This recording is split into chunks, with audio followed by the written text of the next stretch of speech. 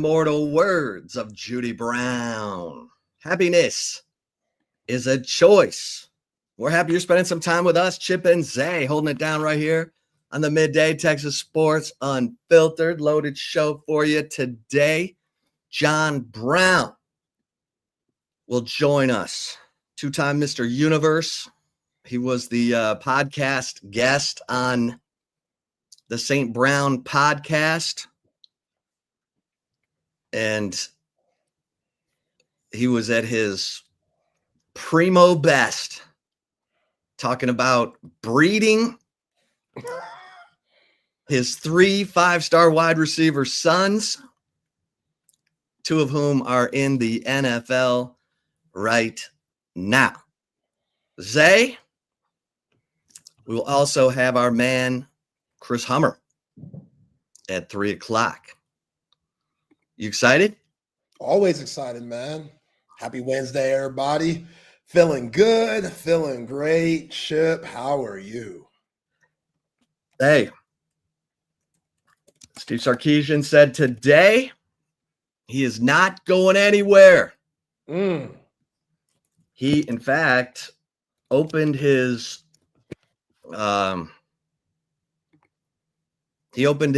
SEC appearance on the weekly SEC coaches teleconference by saying, well, why don't we just play it? I got it bootlegged up right here. Bootlegged up. Yeah, let's hear it. That's what we do. We get y'all bootlegged up. Yeah, it takes us back to Chip and Zay season 1. Yeah, Chip and Zay season 1, back to our roots. So the guy is like, while we get questions lined up, would you like to make an opening comment? Sarkisian said, yes, I'd like to comment on something before I get into our team, something that has been bothering me now over the past few weeks, and that is people reporting that are insinuating that there's a possibility I could leave the University of Texas, and that is absolutely false and untrue. I'm not going anywhere. Never do I do this because I never want to be a distraction, so I never address these things. But at this point now, I feel like it is important that I do this because it's important for our team. It's important for our university. I've had no discussions, not with my agent, not with the university, not with any other school, not with any NFL team, about ever going anywhere else. I came here to win championships. I've got 2 kids enrolled at the University of Texas, 1 in law school, 1 on our team. I've got a third that hopefully decides to enroll at the University of Texas next fall, and my wife and I just had our son here in Austin. This is our home. We came here to win championships. We've built a damn good football program over the 5 years that we've been here. We've been to 2 college football playoffs. We won a Big 12 championship. We went to the SEC championship game in year 1. We've had 23 players drafted the last 2 years, which is more than any other school in the country. And our team GPA is at an all-time high. So can we please stop putting things out there that you have absolutely zero evidence on? And then can we please stop retweeting, putting it back out there as if it's true, as if it's the gospel? It is not true. If you have a question about my future, call me or call Chris Delconte, our athletic director, and we can set the record straight for you. So everybody understand. So moving forward, when some Joe Blow decides to put something on social media out there, we all don't run with it like it's the gospel. Can we all agree on that on this call? And if you have a question about my future with the University of Texas, ask me on one of these calls. Ask Chris Delconte. He'll be more than happy to take your call so that we can set the record straight, so that we can focus on our football team, which is really what we should be doing. Everybody good with that? Our football team has got 2 really big weeks in front of it. And we've got a great rivalry game this weekend with Arkansas, them being back at DKR. We're pumped about the opportunity. Like I said, we've got two big weeks in front of us here that we've got to put our best foot forward. And I know our guys are working hard to do that. But this should be a heck of an environment, a heck of a game being back at DKR this Saturday. There you go. So he opens his appearance on the SEC Weekly Coaches teleconference with that. Says, I'm not going anywhere. Texas fans, how you feel about that? Everything good? Desmond Howard would be the Joe Blow who ignited the response. Yeah, Joe Blow, huh? Yeah, I mean, Man. Desmond Howard, 21 years on ESPN's Game Day. I'll admit, rolling his garbage can out to the road as the What's up with you and the garbage man? You always bring that I'm up. just taking my garbage out. I'm just taking this garbage out. And it's got me thinking. I miss my Twins, but as I'm looking at this tennis ball, what if the Texas job comes open at the end of the season? Huh? Like, I just remember Kirk Herbstreit in 2007 when he got involved in the coaching situation at Michigan, and he's an Ohio State guy. It was, I mean, he got crushed for that. Now, he probably stopped Les Miles from going to Michigan because Les Miles was about to coach in the SEC championship game. Of course, he went on to win the national championship at LSU with Matt Flynn and Ryan Perlew as his quarterbacks. And you know, but I can't remember a time since then that one of the hosts got involved in the coaching search, coaching rumor business. And we know that Desmond Howard is tight with Stephen Ross, the owner of the Dolphins, who is the single largest donor in the history of the University of Michigan. He did a program called the Ross Sports Equality Rise program that Desmond Howard has done appearances for, and so it doesn't take long to connect dots here. That Diana Rossini was connecting Sarkisian to the Titans, Desmond Howard by proxy of his relationship with Stephen Ross living in Miami, was going to draw attention to the Dolphins situation. And Steve Sarkisian came out today and said, hey, nothing to see here. Joe blows. If you have questions, call me or Chris Del Conte. Yeah, CDC probably like, don't call me because I ain't answering the phone. But yeah, CDC, he commented on it, I think a day ago, was like, this is news to me. Like, all right, whatever. So yeah, both of those guys on the same page. Like, again, I guess Desmond Howard, with his connections, as you just mentioned, felt comfortable saying that while taking the garbage out. But yeah, like if you're Steve Sarkisian, it just doesn't make sense. Like I talked about it earlier this week, everything Sark has been through, he shouldn't be here. He's earned the right to be here, but people with his track record, they don't get second chances like that. So I think he's going to try to capitalize on this big time second chance that he has, which is coaching one of the blue bloods of all of college football. And yeah, this season definitely underachieved. Maybe we're having a different conversation if they win the next two. We saw that they dropped to 17 in the college football rankings, which I see you shaking your head. Yeah. The committee is done with Texas. Yeah. Which raises a question. So the committee, and it's interesting now because you got a new chairman of the committee. Who knows? But the committee up to this point had been honoring Texas for playing at Ohio State. They were not punishing Texas for losing to Ohio State. But they saw enough in that fourth quarter, apparently against Georgia to be like, yeah, they're just not a college football playoff worthy team. Now, some are going to say, well, Texas shouldn't play those high profile games anymore because if they'd have played UTEP, UTSA, Lou Monroe, and San Jose State and skipped Ohio State, they'd be a 2-loss team. But that's a debate we can take up.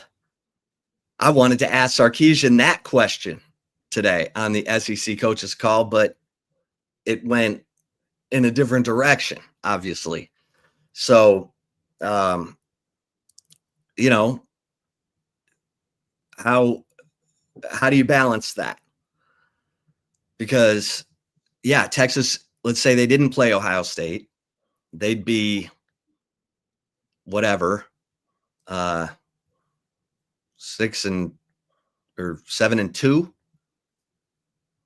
8-2 instead of 7-3 with wins over Oklahoma and Vanderbilt and losses to Florida and Georgia.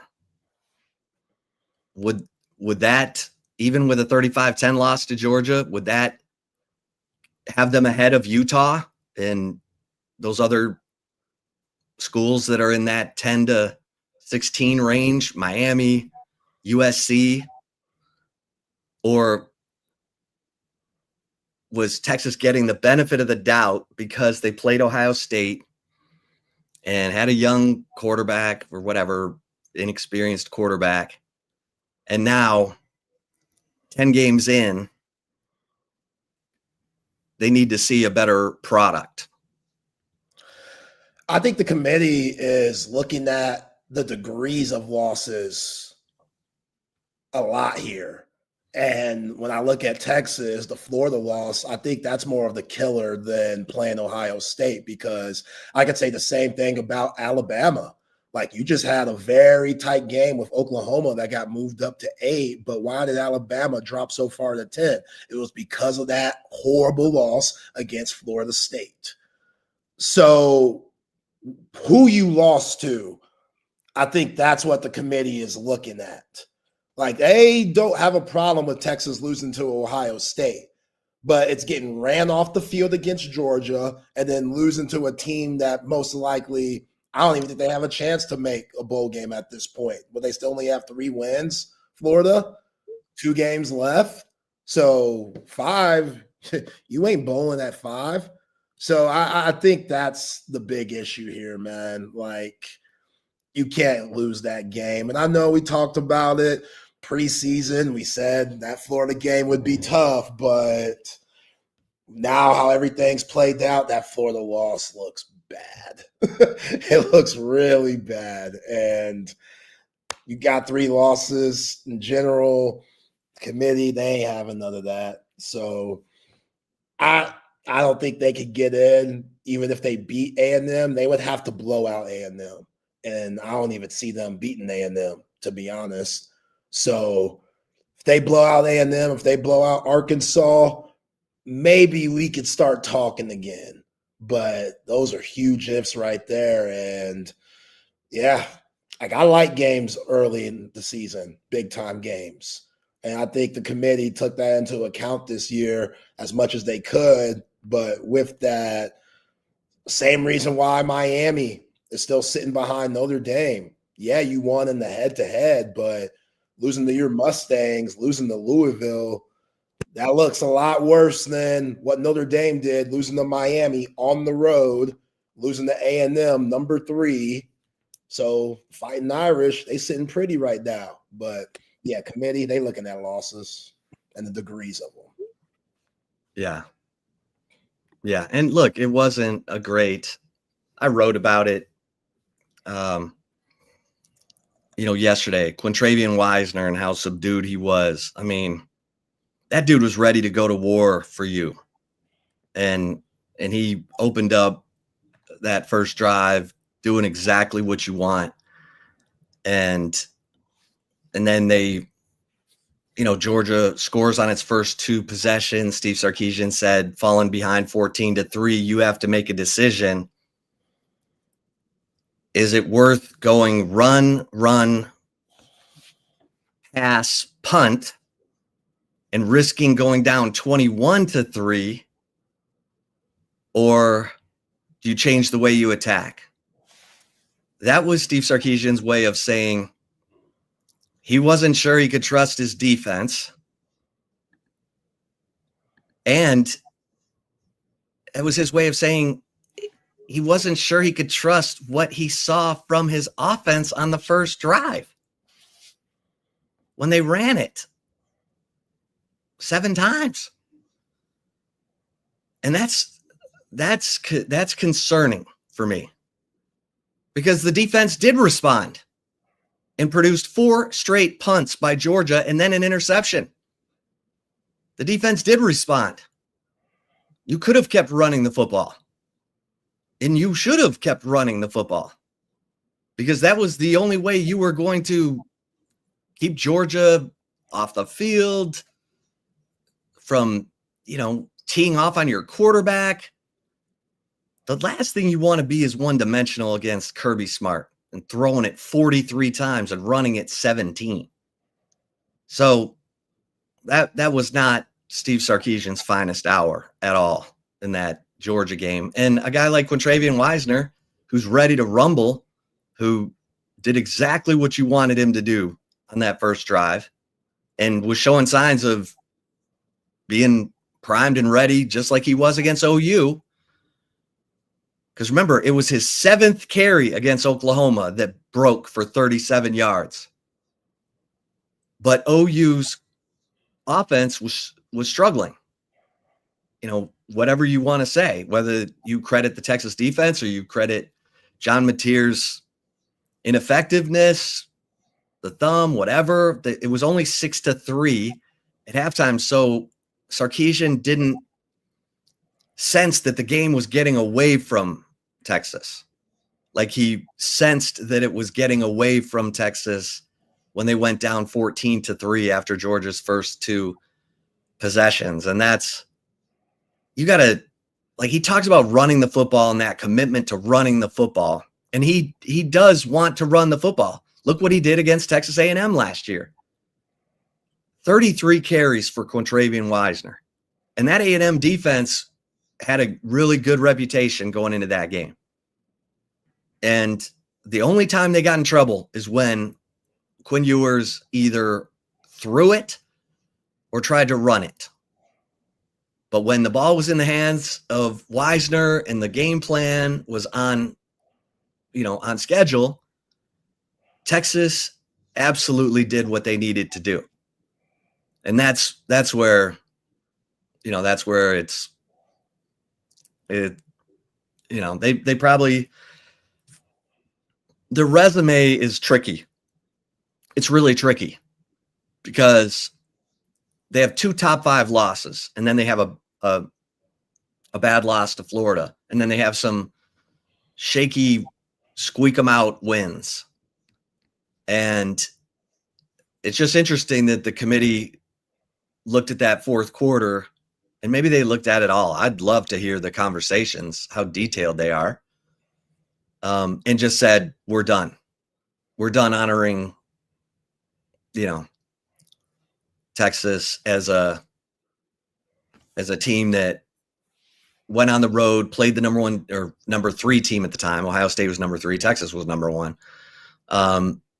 The committee just basically said last night, we're kind of done with Texas as a playoff team, and dropped them behind all these, Big 12 and ACC teams who've beaten nobody except Miami. Miami beat Notre Dame. USC has beaten Iowa and Michigan and lost to Illinois. So, But there's been jumps. I mean, I don't think it's going to happen with Texas, but with that win for Oklahoma, they feel great right now. Yep. Say at number 8. So, yeah, because once you get to 10, there's not, now you've got Vanderbilt ahead of Texas. Like, this is where that that sloppy fourth quarter got Texas. It got them twice. The sloppy fourth quarter cost them what woulda, coulda, shoulda been a 34-10 win over Vanderbilt. And a sloppy fourth quarter cost them a 21-0 fourth quarter against Georgia. If they lose close to Georgia, they're probably right where Utah is. They're probably no lower than 13. But they got run. And so now the mountain is, you need Sherpas, you need all kinds of stuff, Yeah, you're out here struggling with UTEP. You're out here struggling with Kentucky, struggling with Mississippi State. Got 3 losses. Yeah, the committee, they're over it. They gave Texas chances. Texas fumbled. They underachieved. And here we are. And I said all off season, all preseason, the other guys, Arch Manny's going to get all the scrutiny. He's going to get all the attention, good or bad. Those other guys have to step up, and they haven't.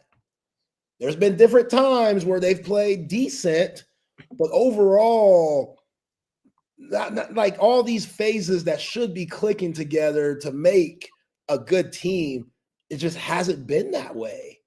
And I get why Katrevia Wisner is salty and upset.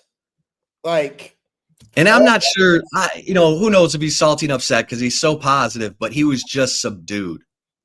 He was just really, you could hardly hear the guy talking.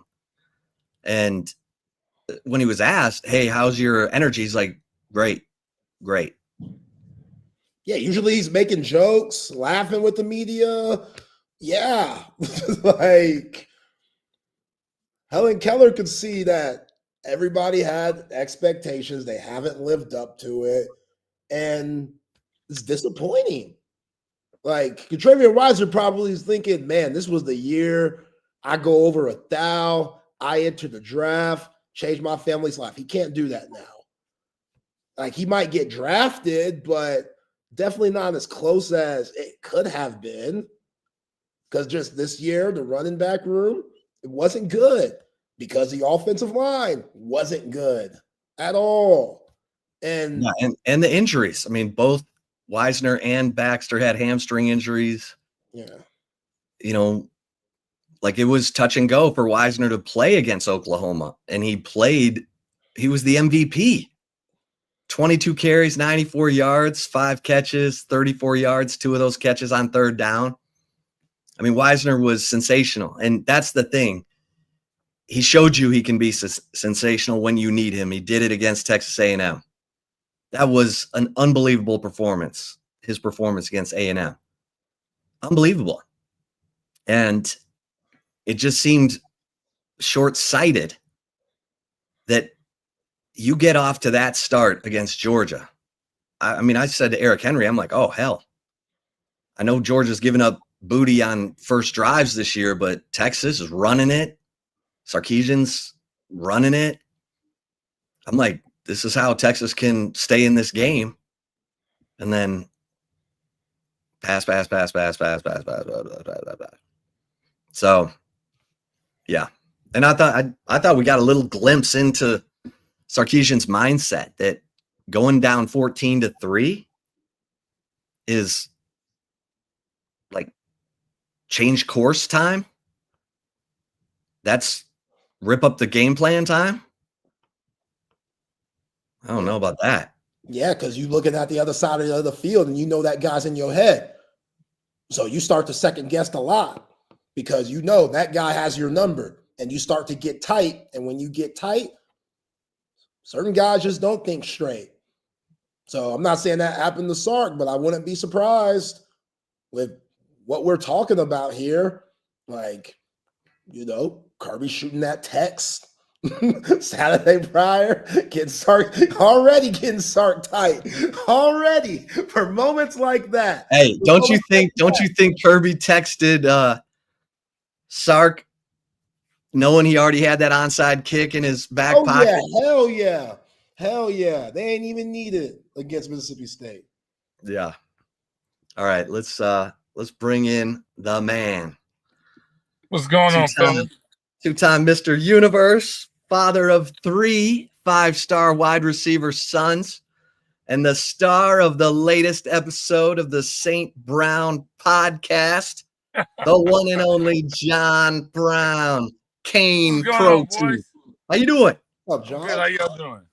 Oh, man, I was cracking up watching you on the St. Brown podcast. First of all, how many appearances have you made on the St. Brown podcast? I think only 2. Okay. Yeah, because you're gold.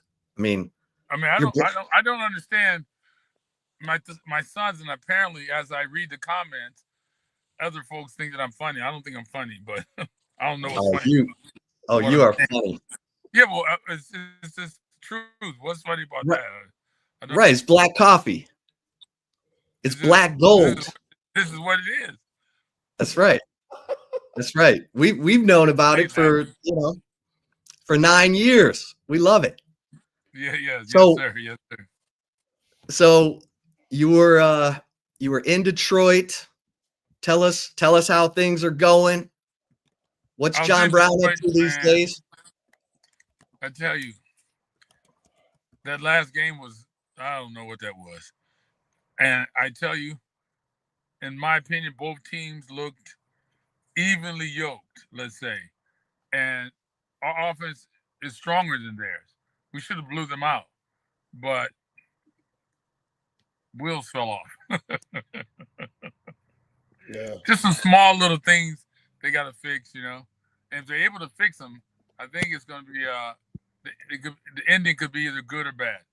If they fix the little problems, it could be a good season. Yeah. Yeah, because the Chicago Bears are, they got that last place schedule, so they haven't played anybody. They're about to play some tough teams, though. Yeah, well, it's going to be a awakening. They'll be a little bit surprised, Yeah. Yeah. Look, all the teams are good in the NFL, in my opinion. There's no such thing as a really bad team. They're all getting paid, and they're all big as all get out. They're all fast. They're all strong. So you can lose at any moment, you know what I mean? But it comes down to the organization, from the owner, the manager, all that got to be in sync.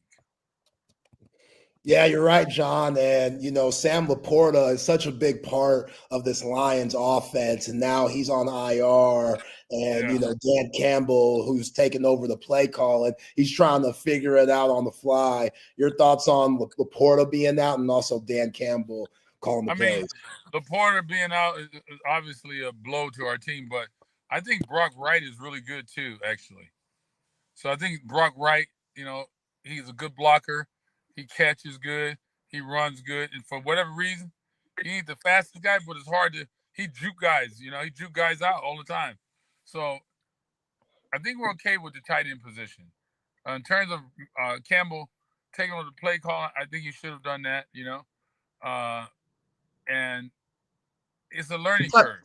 Every game he'll learn a little bit more. He probably should have kicked a couple field goals in that game. You could have kicked some field goals, but what if they would have missed? The wind was blowing, 50-something yards, wind's blowing, then what? Yeah. So, and to go for it on the 50-yard line, that meant he had no respect for their offense. And he was right. Their offense could not do anything. He was completely right on that. So they're not as the Eagles are not as good as people think they are. They got lucky. I agree with that. They got lucky. We were very strong on defense, and on offense, just Jared Goff connection to the receivers was just off. Yeah. Dan wants to run the ball. Like, didn't you get the sense that was the message when he took over play calling? He wanted to make sure that they. There's a theory that you can't win unless you run the ball. I don't know who came up with that, who made it up. I disagree with it. You know what I mean? I take what they give me. If they're going to shut down the run, guess what? I'm going to pass the ball. They say the run opens up the passing game.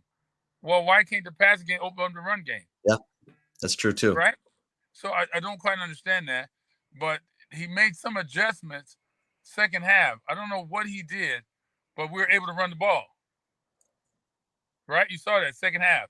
Oh, yeah. Dan Campbell made an adjustment, and we were able to run the ball. So he figured something out, and Gibbs was going crazy. It's just that the connection between Goff and the receivers was a little bit off. That was our problem. Yeah. We can't be third and long. You got to be 2nd and 2. And we stopped the tush push. That's hard to do. We stopped it. Yeah. Yeah. There was a lot of good things to look at out of that game if they can put it all together. Yep. Defense was good. Secondary was good. I mean, we got some dudes. Yeah. So what was going through your mind last weekend at the Washington game where Amon-Ra got into that, I guess you would call it squabble. I don't know what you would call it, but Payne hit him. Apparently he hit Payne before. It's football. It gets that way. Like, it's not a surprise. It happens every Sunday. But your thoughts on your son getting into something like that? I mean, I don't know what happened in the beginning when Amon-Ra pushed him, or they must have said something, and, I guess Amon looked like he threw a punch. And I'm saying, look, if you're going to do something, it's football. But look, son, if you're going to do something like that, see, that's because he's from Orange County. Let me explain to you what went wrong here. He's from Orange County, meaning he's from the suburbs, right? Where I told him when they were little kids, if you think something's going to get violent, don't stay within arm length of a guy because he'll sucker punch you. Right? And that was a sucker punch. Yep. So you got to make sure you're further so far away where if you sucker punch you, he won't connect. I told him that, but that's because it's not in his nature. See, he's from fucking Orange County. Hey, you tried. You were dropping him off in Compton. Yeah, and I always told him, if you think you're gonna get in a fight, get armed beyond arm's length from the guy, just in case he throws a sucker punch. And if you get within the punching range, you better throw the first punch. Yeah. Yeah. You throw the sucker punch. Don't get sucker punch. That means you're a sucker. When he got sucker punch, like, oh, get out of here. So, did he get fined or anything for that? Did anything happen? Yeah, he got fined. Man. So, well, I loved it. On the podcast, the boys were like, how come you didn't put us into bodybuilding? And what did you say? Oh, no, you can't do bodybuilding. Bodybuilding is stupid. You can't do that. You can't do bodybuilding. Are you crazy? I'm smarter than that. You don't make money in bodybuilding. I was a 5-time world champion. I made a little money. I didn't make hundreds of millions like they're making. Yeah. You got to put your kids. No. All right. He's still there. Yeah, he's still there.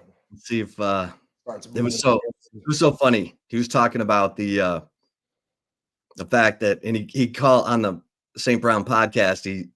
They're like, how come you didn't put us into bodybuilding? And he said, because bodybuilding's stupid. There's no pot of gold.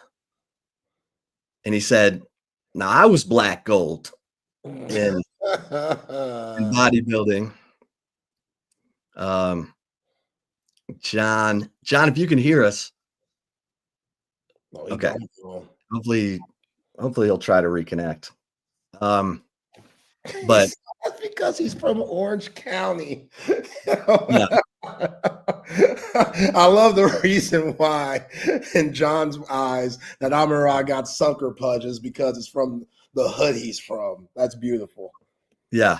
And of course, John said when they were little, he would drop them off in Compton and said, I'll be back in 2 hours. If you get in a fight, but it was like pick up basketball and stuff, and I want him to tell that. I want him to tell that story again. Let me see if I can text him to reconnect. Yeah, 'cause that's a wild story. They call CPS on you nowadays for things like that. Back in the day, it was just being tough, you know. I mean, they're not gonna call. There he is. Okay. Well, All right. dramatic. There he is. John Brown. Okay. So tell us the story about when the boys were younger, because people are like, wait, what? John would drop you would drop them off in Compton. What is it? Oh no. Oh, can you hear me? Yes. Yeah. When the boys were younger and what? So you would drop them off in Compton to go play What do you mean, basketball or when something? Football. Okay. So how old were they?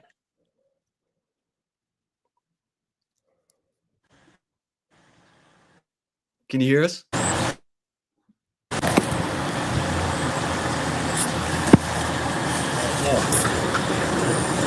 I don't know.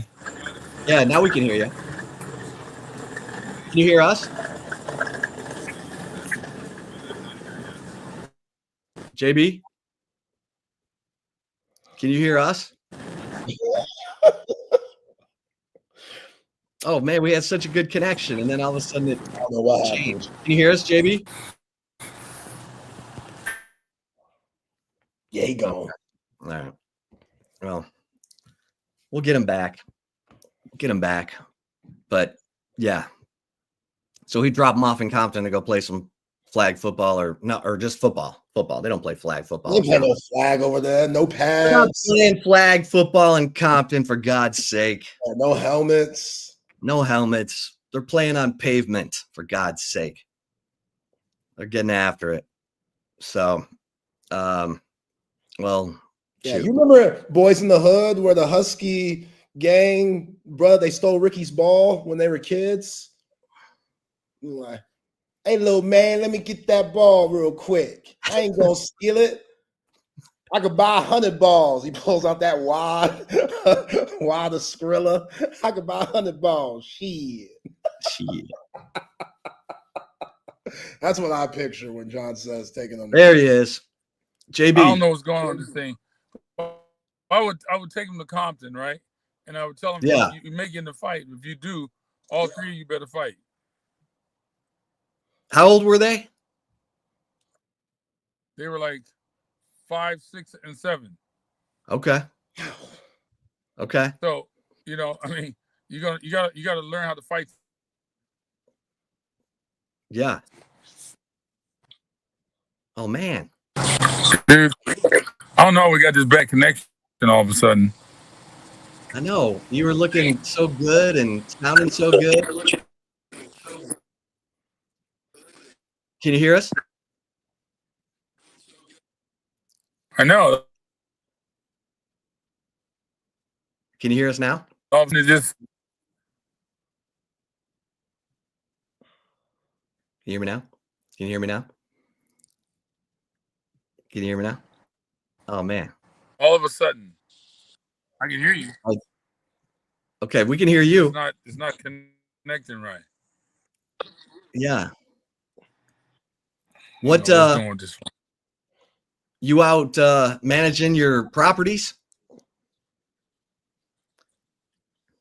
phone. I know. I'm sitting in front of a golf course because we may play tomorrow, and I better do a little practicing to make sure I win all the money. Okay, good. Good. You still playing golf with your same guys? Can you hear me? Oh yeah, Yeah. we can hear you great. Same guys, yeah. Still beating Still up on them. Still beating up on them, taking their money? Oh yeah. Oh man. I last week I should have had 4 birdies, but I missed one, so I only had 3. But oh Ooh. yeah, I put it on them. What'd you shoot? It's the willpower. Oh It's yeah. not 83. It was bad. That wasn't good, but I like to be in my 70s, but it's not easy these days to get in my 70s. Man, that's impressive. How long you been playing golf?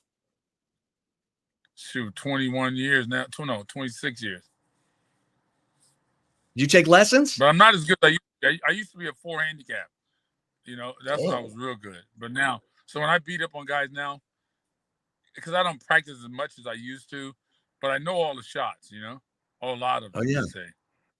It's Yeah. difficult to beat me. Unless you're That's like impressive. really, really. Do you ever take lessons? No, hell no.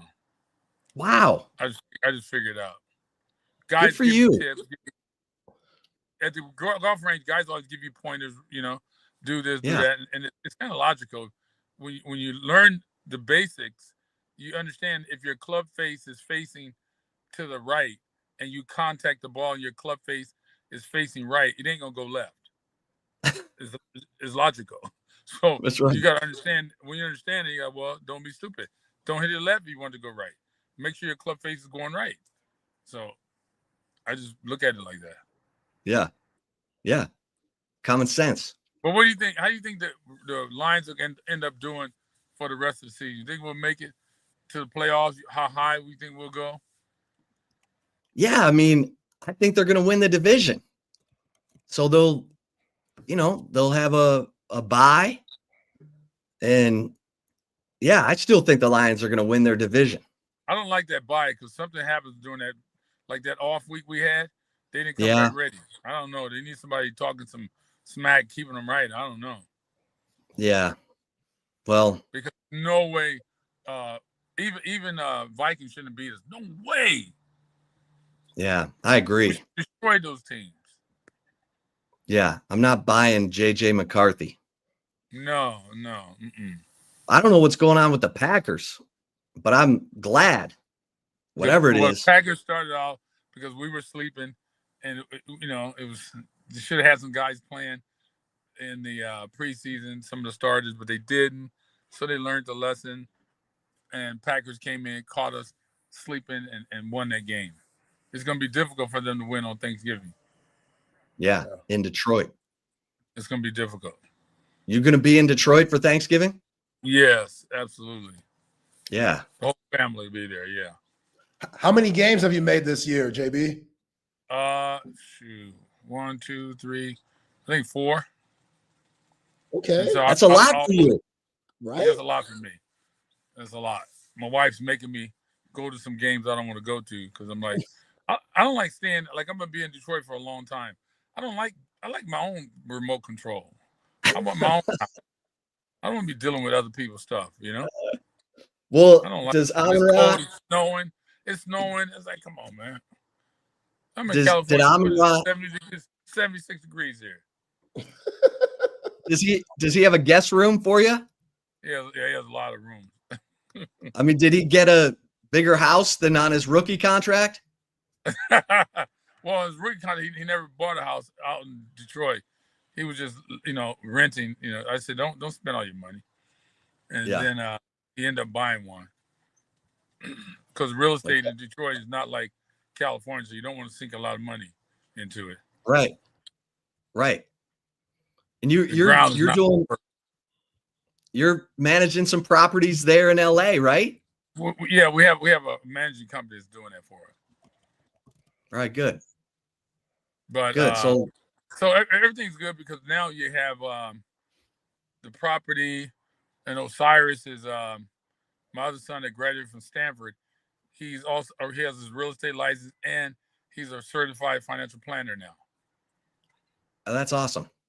So Osiris is managing, not just Amon's money, but some other players too. So it's pretty good, actually. That's good. But before we get off this thing here, I want to make sure the parents that are listening, if they have kids that need to gain some weight, don't forget to go to caneprotein.com and order. That's Cane, right. C-A-N-E, not K, C-A-N-E, Cane Protein, because I saw a kid the other day. Man, this dude was nice, high school, but he was small, lean, right? I'm like, dude, you take my protein, you'll gain at least in 1 month. It's possible that he can gain 10 pounds. That's a lot. Sometimes guys gain 12, 13 pounds in a month. And this guy was really good. He can go to NFL. He just got to get stronger. Hey, Nice. Cane, CANE protein.com. And of course, check out John on YouTube, Black Coffee. And so I also, my Love that. podcast is, I changed the podcast name to, because I got these guys I'm working with now, and they apparently think they know more than I do. So, okay, whatever, do what you want. They call it John Brown Podcast now. Okay. So All right. on Instagram, John Brown Podcast. So Okay. I'm giving out advice to guys, parents who have kids who are just getting into this journey, because it's not as difficult as people think to have a child go to the, not just NFL, NBA, Major League Baseball, or tennis. It's not difficult. And I know it sounds weird. Like, what do you mean it's not difficult? Well, you just got to put the work in. It's all comes down to the work. The protein I'm talking about, that's part of the work. My son's been taking that since they were 5, 6, and 7 years old. I've been giving them this protein, same protein, because they have to get stronger than their counterparts. Very important. Yeah. I love it. I love it. And Hey, and John. listen, my son took it. My son's big and strong now. Tiger. How many pounds of Tiger gained? He gained a lot of weight quick. Yeah. Yeah. Do you recall I how need much to he ask gained? him. How quick? Yeah, I need to ask him because he's bigger than I am. What was that question, Zay, you had? Yeah, I just wanted to ask you about Amon-Ra and all the attention he's getting from these defenses now that he's such a household name. Just what are you seeing with that, and how does he get through all the attention where he might not get as much volume? Yeah, he knows to keep his knife sharp in terms of his catching, his route running. You know, he has to keep that sharp. So it's all about you can talk a good game like the defense. I'm gonna lock him up. I'm gonna do this. Woo. Let him talk, because this game is not about talk. It's about physical performance. So as long as you're running your routes right, because Amon-Ra is good at snapping guys off at the top of his route. His A move, his B and C move. Keep your hands right, you'll be all right. Let those guys talk. Because the more you talk, you get out of your game. I don't want him talking. I want him focused on his game. Do what he needs to do to win that game. Talk smack later, and he knows that. Yeah. You know, he doesn't get involved in all that. Where's Equinemius? He's not no punk. He ain't a punk. So if you order the hot sauce, it's on the menu. Don't get it wrong. Oh yeah. You know? Oh, yeah. And Amon-Ra had a block the other day that on that long run by Jahmyr Gibbs. Oh yeah. That was a work of art. I mean, Amon-Ra, he absolutely sticks his face in there in the, when it comes to blocking and it matters. It matters. Let me say what people don't understand. They look at Amon, he looks mild, meek, and mannered, but he's very mean and nasty. Yeah. People don't know that about him. He's mean and nasty. Yeah. He's the kind of guy that if he goes to the game and if someone's talking smack, he uses that as energy. And if no one's talking smack, he'll create some smack talk from somebody. He'll make something up in his own head just to piss himself off. He's mean. He's kind of like Steve Smith. Yeah. But people don't realize that. Yeah. That's a good comparison. They think he's just a nice guy from Orange County. No. Don't get it. Why do you think Dan Campbell took over the play calling? I think he was unhappy with the results, knowing the weapons that he had, and the outcome wasn't what he thought it should have been. I think it's just a question of math. You got all those guys. I mean, don't get me wrong. I love Saquon Barkley, great running back, but Jahmyr Gibbs, there's no comparison. Jahmyr Gibbs is way better than. I think he's the number 1 running back in the league by far. Yeah.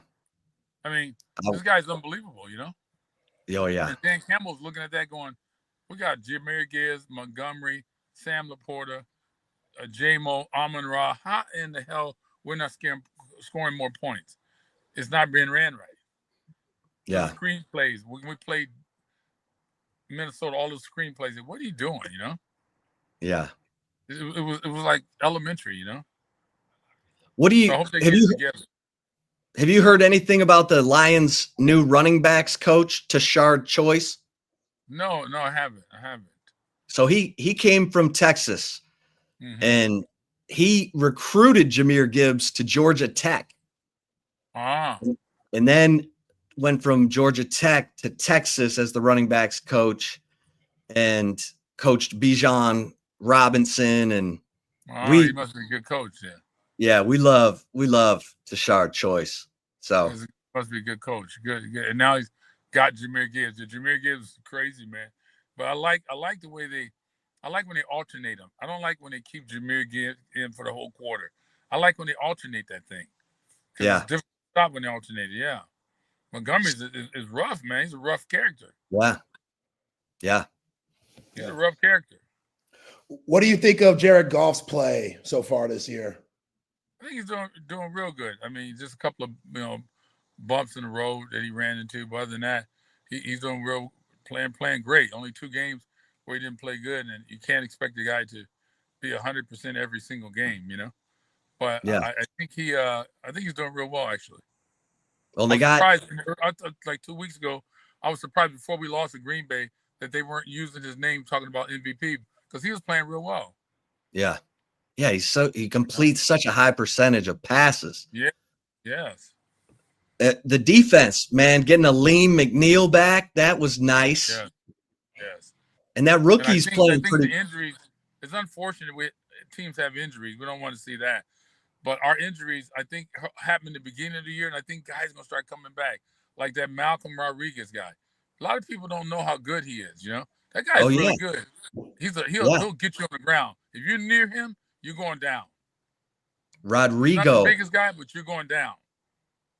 Yeah, we covered him at Oklahoma State. Oh, you did? Yeah, when Texas was in the Big 12, they went up against old Malcolm Rodriguez. He's a former quarterback in high school. Oh. He's a tough guy, man. Tough. He's a tough guy. I like him a lot. Yeah. So we're going to get him back. And I don't know. What about Kirby Joseph? Is he going to be able to come back? Yeah. Hopefully soon.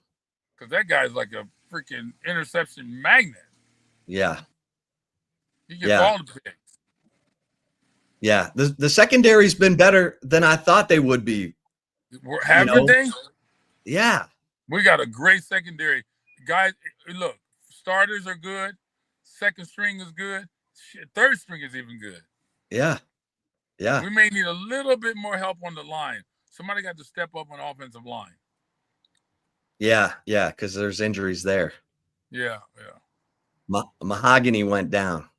Yeah. It's unfortunate. Yeah. Well, so caneprotein.com. And is that still your social media handle? You can go. I have quite a few of them. You can go to caneprotein.com. Yes. You go to John Brown Podcast. You can go to Black Coffee.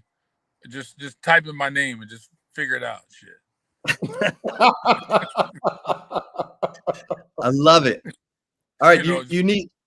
You got any, you want to promote anything on the John Brown podcast? You got any episodes coming up you want to promote?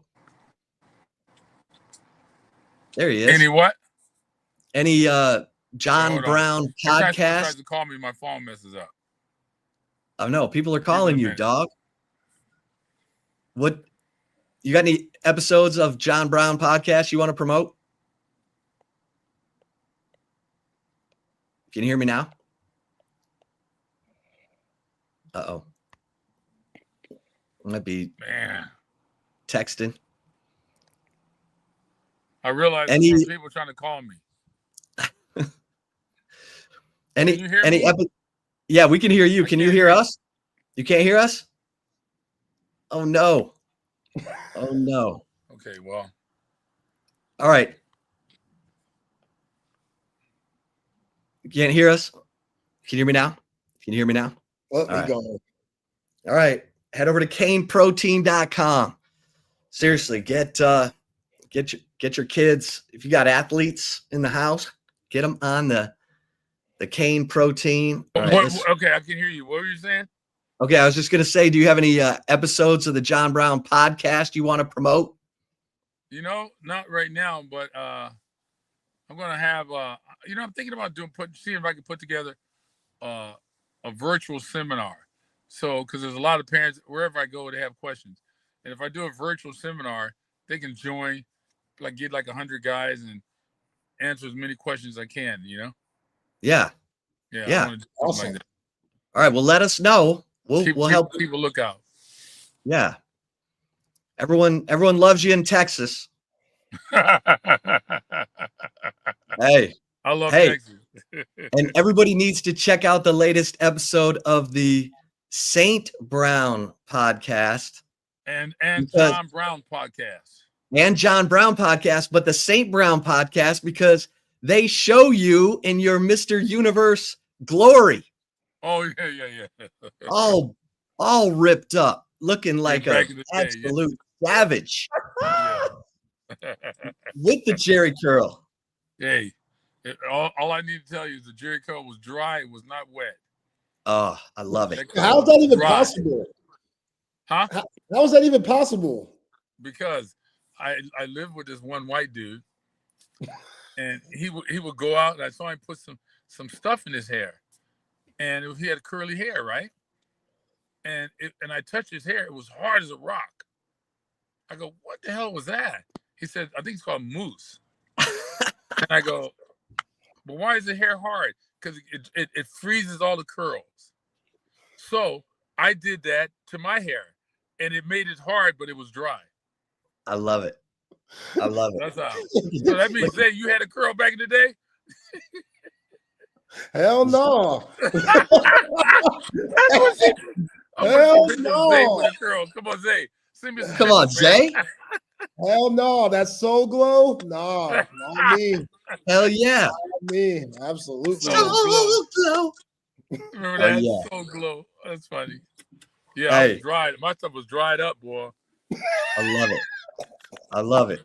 That's funny. All right. Well, listen. Hey, if we don't talk to you before Thanksgiving, happy Thanksgiving. Yeah, happy Thanksgiving to you, boys too. Yeah. Safe travels. We'll talk for sure. Okay. Thank you, John. All right. Ciao. There he is. John Brown.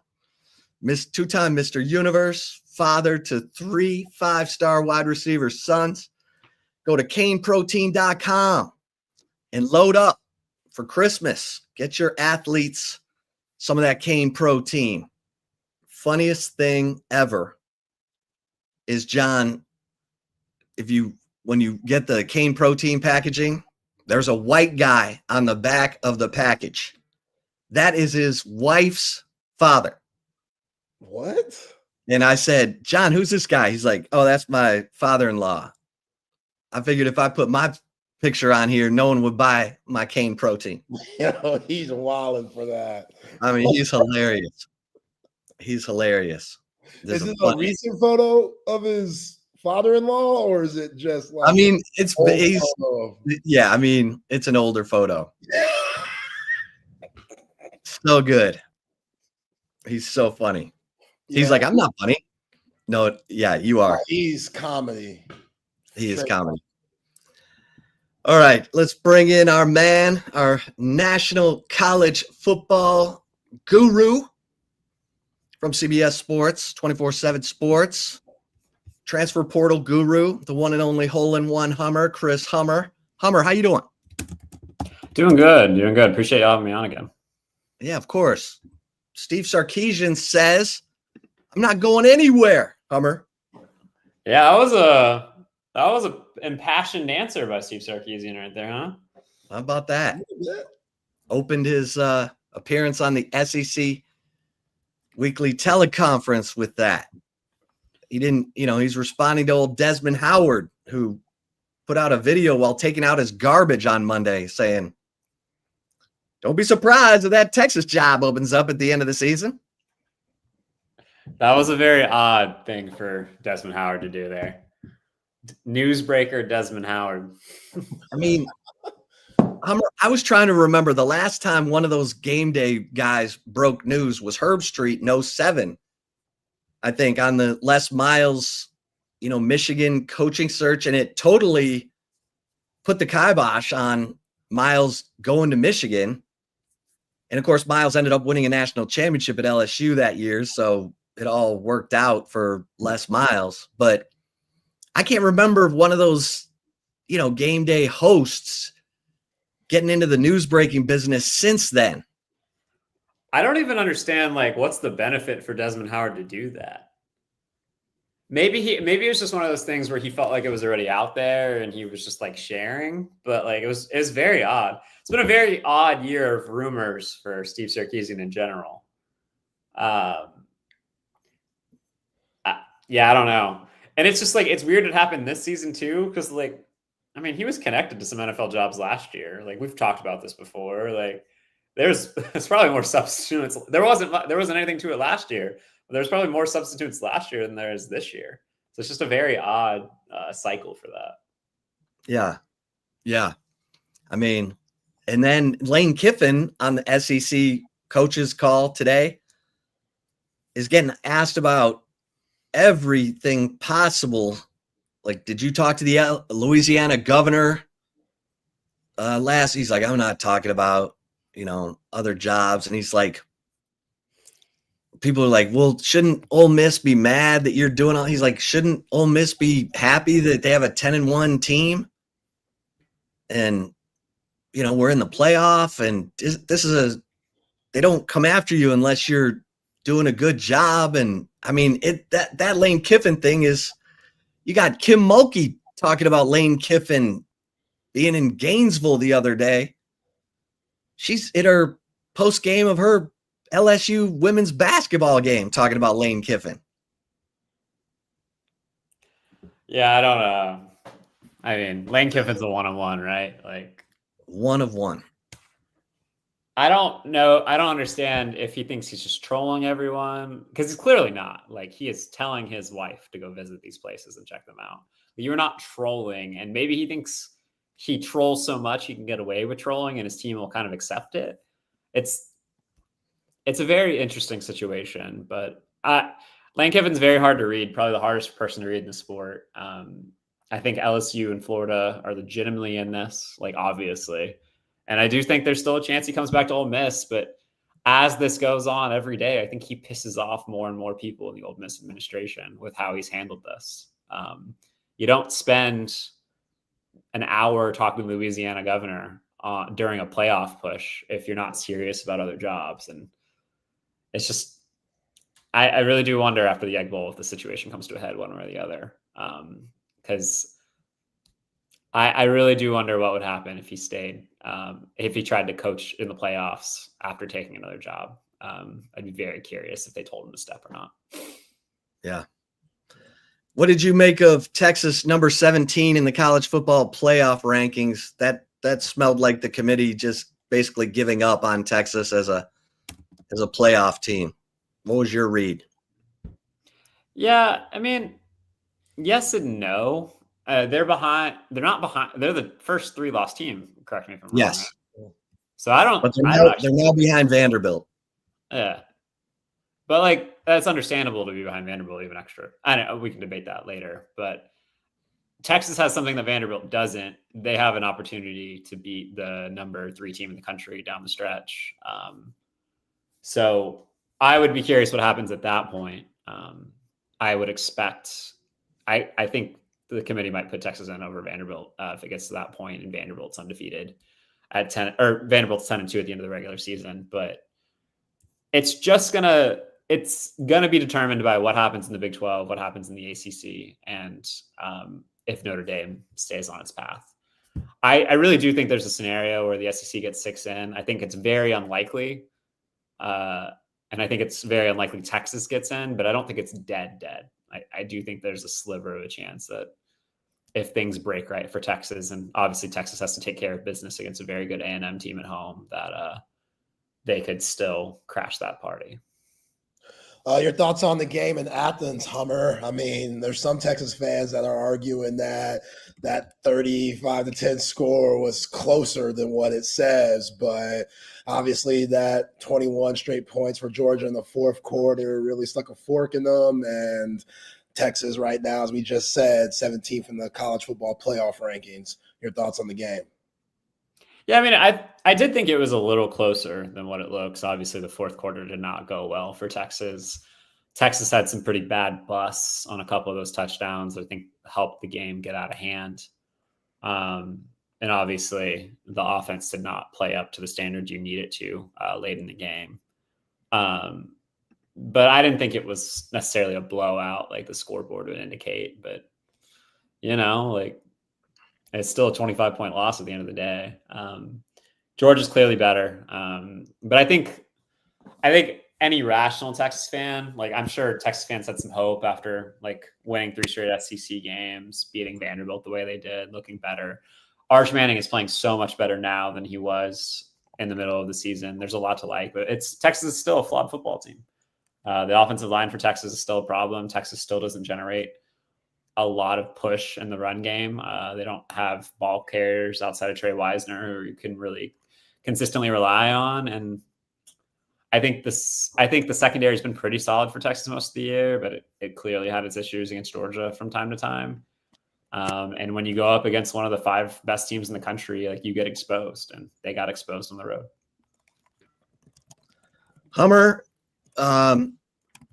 we got some interesting games this weekend, but a lot of non-interesting games. But USC at Oregon. Who do you like in this one? Oregon minus 10.5.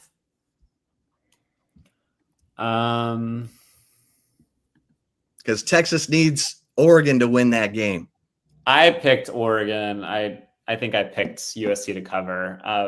The problem for USC in this game is I think Oregon is vulnerable in 2 places. One, sort of along the lines of scrimmage, but I say vulnerable in quotation marks. You have to be one of the absolutely elite teams in the country to kind of take advantage of that. And 2, it's their receiver depth is really hurt. Like you got to be able to slow them down. The problem is USC's defense has been better this year, but it's still a really big problem in terms of stopping the run. And USC isn't the best team in the country in the trenches. And playing on the road in Eugene is as difficult as it gets in the sport. Obviously, Indiana had success there this year, but I think that's a really difficult matchup for USC. I like USC to cover at 10.5. If it was 9.5, I would go Oregon. I think it's a 10-point game, but the Ducks win. Yeah. Hummer, how surprising was it for you to see Alabama bounce all the way to 10 after that loss against Oklahoma? Obviously, the committee's really looking at that Florida State loss and penalizing Bama for that. But does that surprise you in any bit? I'm sorry. I'm being a terrible person. I was returning a text. What did you say? Can you repeat that question? Alabama dropping to the 10th spot, college football playoff rankings since they lost to Oklahoma. Oklahoma bumping up to 8th. Are you surprised Bama got bumped that far back? Yeah, I am surprised to see Bama behind Notre Dame, to be honest. That was a really weird one to me. No offense to Notre Dame, which is playing really good football. But if you look at Notre Dame's schedule, I think they have 1 win over a current top 25 team, whereas Alabama has 4 of them, if I'm not mistaken. And I know Alabama's week 1 loss to Florida State was really bad, and it looks really bad on paper, but they've been one of the 5 best teams in the country since that week. And if Alabama only had the Oklahoma loss ahead of them, I would probably assume they are ahead of Georgia and they are ahead of Oregon and some of these teams behind Texas A&M. Like, I know you can't ignore the Florida State game, but you also can't ignore the fact that Notre Dame lost to the 2 best teams on the schedule so far. So I was surprised to see Alabama behind Notre Dame. That didn't make a ton of sense to me. And it's also weird to see Notre Dame 4 spots ahead of Miami. Like, I think you can make an argument for Notre Dame to be ahead of Miami, like despite the head-to-head. And I know that sounds counterintuitive to what I largely say about the rankings, but those teams being 4 spots apart really does not make sense. Yeah, Miami's kind of inching its way back up into this thing. we'll see. Yeah, I get it. Makes no sense to me that Alabama should be. I mean, Oklahoma and Alabama should be ahead of Oregon in my mind, and definitely Notre Dame. I mean, Notre Dame. That's all eye test, Hummer, with Notre Dame. It's all eye test because they haven't beaten anybody. They've beaten. Well, and in fairness to Notre Dame, like they beat a good Navy team, they beat a good Pitt team, and they beat a good USC team through the last 4 weeks. But none of those teams, with the exception of USC, is in the same talent ballpark as some of the teams that Alabama has played from week to week in the SEC. Miami is a different story. Like the ACC schedule is not great, but Alabama has wins over Georgia, Vanderbilt, Missouri, Tennessee, and LSU. And I would argue if Notre Dame played any of those teams, it would be the first or second best win on its schedule. I don't think it's particularly comparable with to both those teams having 2 losses. So you're completely right, Chip. It's just an entirely metrics. And in all fairness, the metrics love Notre Dame. Like if you go look at if you look at SP Plus or ESPN's FPI services, they love Notre Dame, but it is a metric-based and an eye test-based argument, not based on what's happened on the field. Yeah. How about your thoughts on Oklahoma beating Alabama? Not too many people thought that was going to happen. Some did. Chip had that game, but others did not. Your thoughts on that one? A little surprised, but not shocked. I mean, I thought that was a really easy cover last week. I think the line was like 7+, and I loved Oklahoma to cover in that game. Alabama kind of beat itself in a way. Like, I'm not trying to say defensive to Oklahoma. Their defense played outstanding. If you look at the way the game played out, I think Oklahoma had only 1 drive of over 40 yards. Like all of its points except 1 possession came from within, I think, Alabama's 35-yard line. The defense put Oklahoma in position to score over and over and over again. And Alabama had 2 turnovers that like really hurt it. They didn't convert in the red zone when they needed to. Obviously, Alabama struggled, I think, on 3rd down in that game some. And if it's a game that's played again, I think Alabama probably wins. I mean, Alabama outgained Oklahoma by almost 200 yards, but football's funny. And if your defense plays really well situationally, you can win games that maybe the metrics say you are not expected to. Another game that will have impact on Texas's long shot playoff hopes. BYU at Cincinnati, Hummer. BYU -2.5 point favorite at Cincinnati. What do you see happening in this game? I've picked wrong against BYU all year, so why not continue? I picked Cincinnati. I don't love it. BYU is really good. I think I'm going to have to just eat that. But Cincinnati has been very good at home. Brennan Sorsby is among the most efficient quarterbacks in the country. That offensive line for Cincinnati is really good.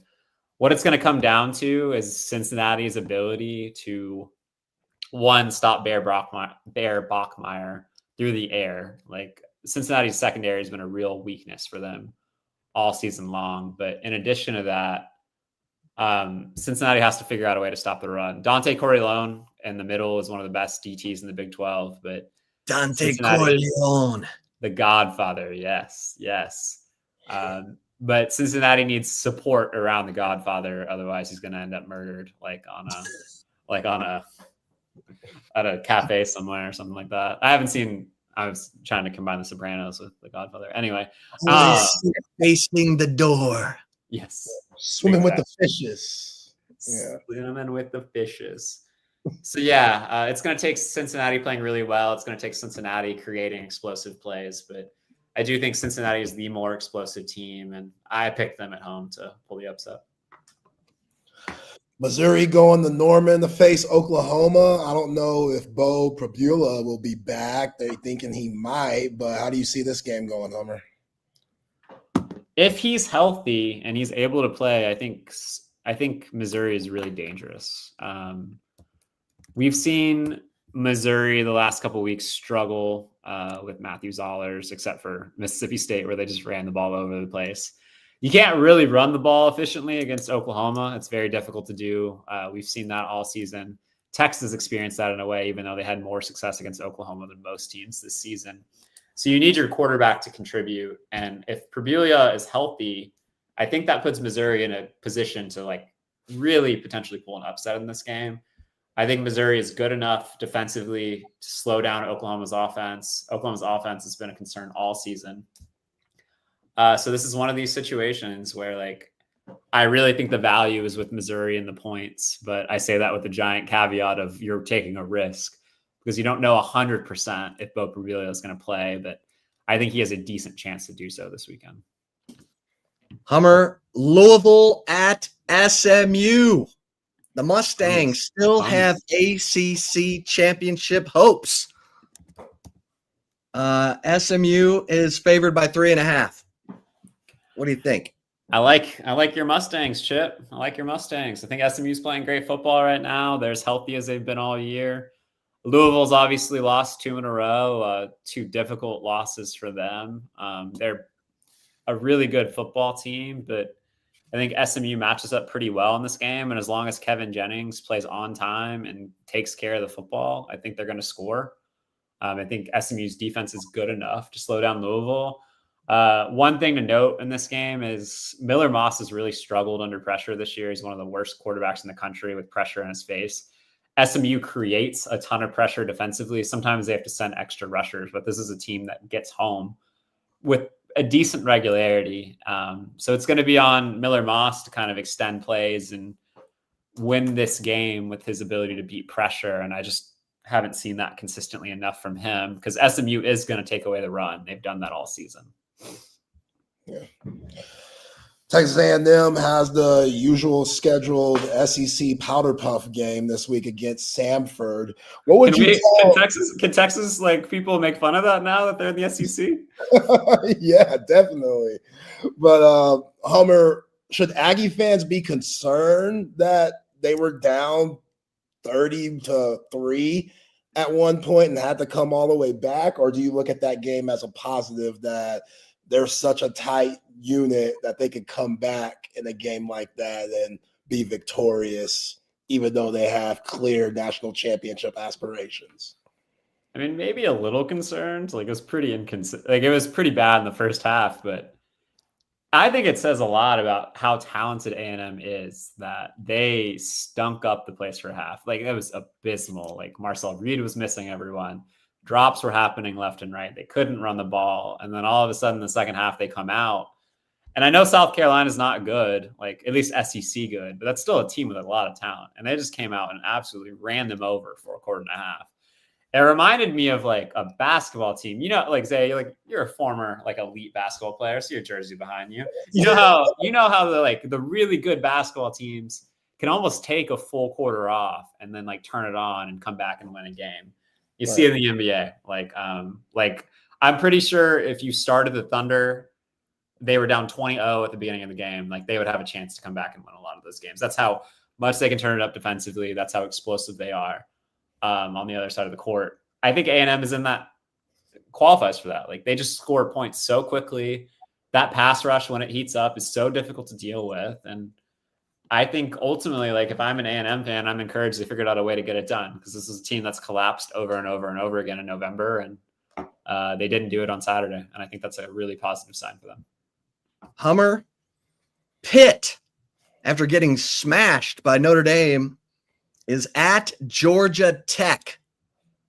How do you see this one playing out? Oh, it's a tough game, man. Because it's 2 teams that score a lot. Pittsburgh on paper has been really good defensively. But Georgia Tech scores on everyone, man. And Georgia Tech tends to drag teams into a game that it wants to play, which is high tempo. Like it's a lot of points. It's sometimes a little sloppy. They tend to win in the trenches. And I don't really know what'll happen. Like it's one of the true toss-up games of the week to me, but I looked at it and it kind of came down to this. Pittsburgh's true freshman quarterback is really, really good. But Haynes King is a guy that I think right now, if I was I don't have a vote, But if I did, he would be in my like top 5 for the Heisman. I think Haynes King has been that good this season for Georgia Tech. I have all the trust in the world in Haynes King, and it's a really, really simple way of thinking about it. But give me the guy that is the better quarterback, and that's Haynes King. Where do you think Lane Kiffin ends up? Sitting on money like Scrooge McDuck. I don't know. If you would have asked me 2 days ago, Florida would have been the favorite. Had you asked me 2 weeks ago, Ole Miss would have been the favorite. As of this moment, I'm going to put it at 33%, 33%, 33%. I don't have a strong read. I'd be lying to say I did. I think Florida maybe slightly favored, but LSU certainly heavily in the mix. I think both programs have their pluses and minuses for Lane Kiffin. Lane Kiffin's wife is a Gainesville native, like grew up in Florida. I think culturally, for Lane Kiffin's current lifestyle, Gainesville makes more sense, but I don't know how he'll get along with Scott Strickland, Florida's athletic director. I think LSU will basically give him what he needs, but Baton Rouge is a place where a lot can happen, and you have some political infighting as well. Obviously, as we saw with Brian Kelly. And I mean, Ole Miss, man, like they'd let Lane do whatever the hell he wants. That's a pretty good situation. It's a hard one to leave, but yeah, I'd be lying if I said I knew exactly where Lane Kiffin was going to go. I guess slightly I lean to Florida, but I think a lot is to be determined. Yeah. How do you feel about Virginia Tech hiring James Franklin, Hummer? Great hire. I mean, James Franklin's a really good football coach, man. Like he won a lot of games at Vanderbilt that nobody had really done, in a way nobody had done before, except I guess now Clark Lee. He won a lot of games at Penn State and helped essentially pick that program up off the ground. I know Bill O'Brien was there for essentially 2 seasons as a transition coach after the Joe Paterno disaster at the end of his tenure. But James Franklin's the one that like built the foundation there again and fixed the program. And I mean, he had Penn State within like 20 yards of being in the national championship game last year against Ohio State. So he's a really good coach. He's intimately familiar with that area of the country. I think if Virginia Tech invests, that program is going to be a factor in the ACC again in a way we haven't seen in about a decade, really. Arkansas at Texas. Texas favored by 8.5, Hummer. Who'd you pick in this one? I picked Texas to win and cover. Arkansas is terrible defensively. It's just the reality of it. And I think Texas's defense is good enough to slow down old Bobby Petrino. Although I know if there was any game that a Arkansas interim coach needed to win in order to have a chance at becoming the permanent head coach, it'd be this one for Arkansas fans. And Bobby Petrino did have his official interview with Arkansas this week. So you never know, I guess. But given that the game's in Austin, given the way Arkansas's played defensively, like I expect Texas to win this one. Yeah, it sounds like Arkansas's interviewed the South Florida coach, the Tulane coach, Jeff Traylor. Arkansas has interviewed like 20 people legitimately. They've interviewed a lot of people. I would be lying if I said I knew where that search was. That was a Hunter Yurchik special, and it has been, I don't want to say all over the place because he's clearly casting a wide net, but it doesn't seem like, at least based on my knowledge, there's a betting favorite at the moment. You think Traylor ends up anywhere? I think Jeff Traylor is a really good coach and would be a really good hire for Arkansas if they decided to go that direction. But I do think one thing that happens in college football is your stock can rise and fall with the season you're having. And unfortunately for Jeff Traylor, UTSA has just been okay the last 2 seasons instead of the best in program history like it was the 2 seasons before that. So I think it would be difficult for him to move, but I know if I was Arkansas, and which is basically East Texas in a way, like depending on what part you're in, and I wanted somebody who could excite the booster base and build, like I would certainly take a long look at Jeff Traylor. Yeah, I agree. Who else besides Trailer Hummer? Oh, I mean, that job has had everybody. I mean, Eric Morris was interviewed there, like all the American coaches, like John Sommerall's top. Who do you think fits the most, though, of all the guys that I guess were interviewed? Who fits Arkansas the most? Yeah. Out of the ones that you know that were interviewed, I guess. I mean, that's a great question. I've interviewed so many people. I mean, I think the safest bet based on what we've seen would be a guy like Summerall. But I mean, they've talked to Pat Fitzgerald, the former Northwestern coach. I believe they had a conversation with Ed Orgeron. Like Edo. They've been all. When I say they've been all over the place, they've been all over the place. I would want a coach who's won before. I would want a coach who's proven he can win and recruit with deficiencies compared to everybody else. And I would want a coach who knows the area. To me, like that is somebody like Jeff Traylor. That is somebody maybe like a Tyson Helton of the world. Somebody who's won with less resources at Western Kentucky, but I don't know where they're going to go.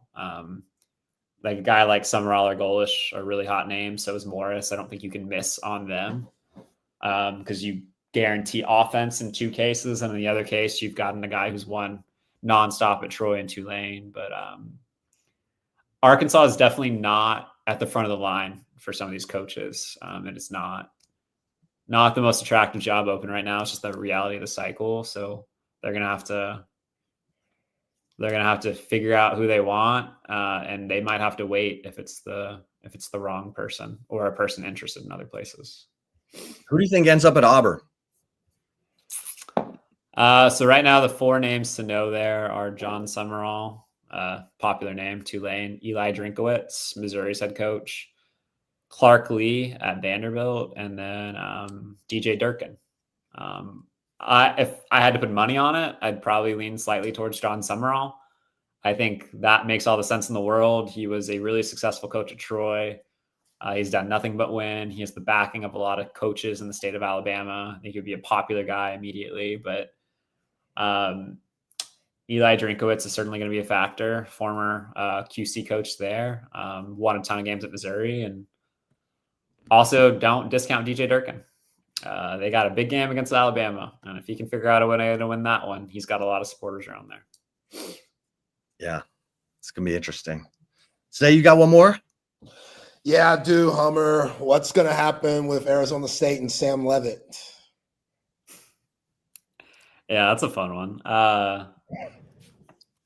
Yeah. Sorry, I'm trying to think of a way to answer this. The report yesterday was interesting. Sam Leavitt has definitely come up in conversations about potential portal quarterbacks. That's not a secret. It's been floating out there for weeks now. He certainly hasn't made a decision. Arizona State hasn't been communicated a decision.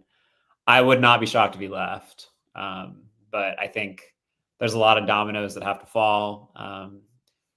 Arizona State players on that roster have a lot of decisions about what they're going to do. Arizona State still has to negotiate with Sam Leavitt. I think money is a factor there. Arizona State as a university does not take the full rev share. The elite quarterbacks in the country command $3 million. And if Arizona State as a school is taking $18 million and distributing it in rev share, then you can imagine on paper, the football program probably has $13 or $14 million. Can you afford to pay your quarterback 25% of your cap? Sam Leavitt's also coming back from an injury and might not be ready until the summer, potentially. So all of this factors into it. It makes it a very complicated situation. And he is, I would say it's more unlikely than not, he is not going to be back at Arizona State, but nothing has been decided at this point. Okay. Yeah. Hey, every agent needs to shop their guy if he's had a good year. That's just good business. Hummer, you're the man. We always love the conversation. Appreciate the time, my man. Let's do it again next week. Absolutely. I'll look forward to it. Thanks, All Hummer. right. Hole in one Hummer. There he goes. Man, college football is the greatest reality show of all time. It is unbelievable. Think of all the storylines we've talked about today. Steve Sarkisian saying, I'm not going anywhere. Sam Levitt, his agent, shopping him around to other schools. All these coaching searches. Lane Kiffin sending his wife to interview at LSU and Florida. Basically interview the... How do you know he sent her? Why couldn't she a grown woman, she get her own? Why couldn't she just want to check it out herself? Yeah, maybe she's just checking it out herself. You know, but I can't tell my wife shit. If I told my wife, yo, you can't go there, she gonna do it anyway. So why is Lane's wife opposed to like, hey, she probably don't even know what her husband thinking. She probably can't trust what he be saying when he says, oh, I feel good being here. Okay, Lane, I know your track record, buddy. So that's the thing. That's the thing. Like, I don't have a dog in this fight to save my life.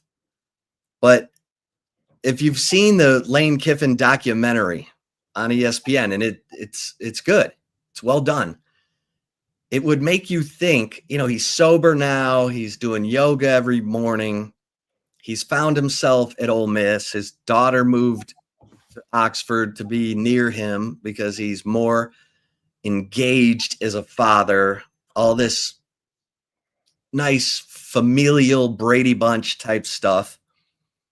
So you're like, man, it'd be cool if Lane stayed at Ole Miss and tried to take them to a national championship, which he's in position as of right now, going into this Egg Bowl.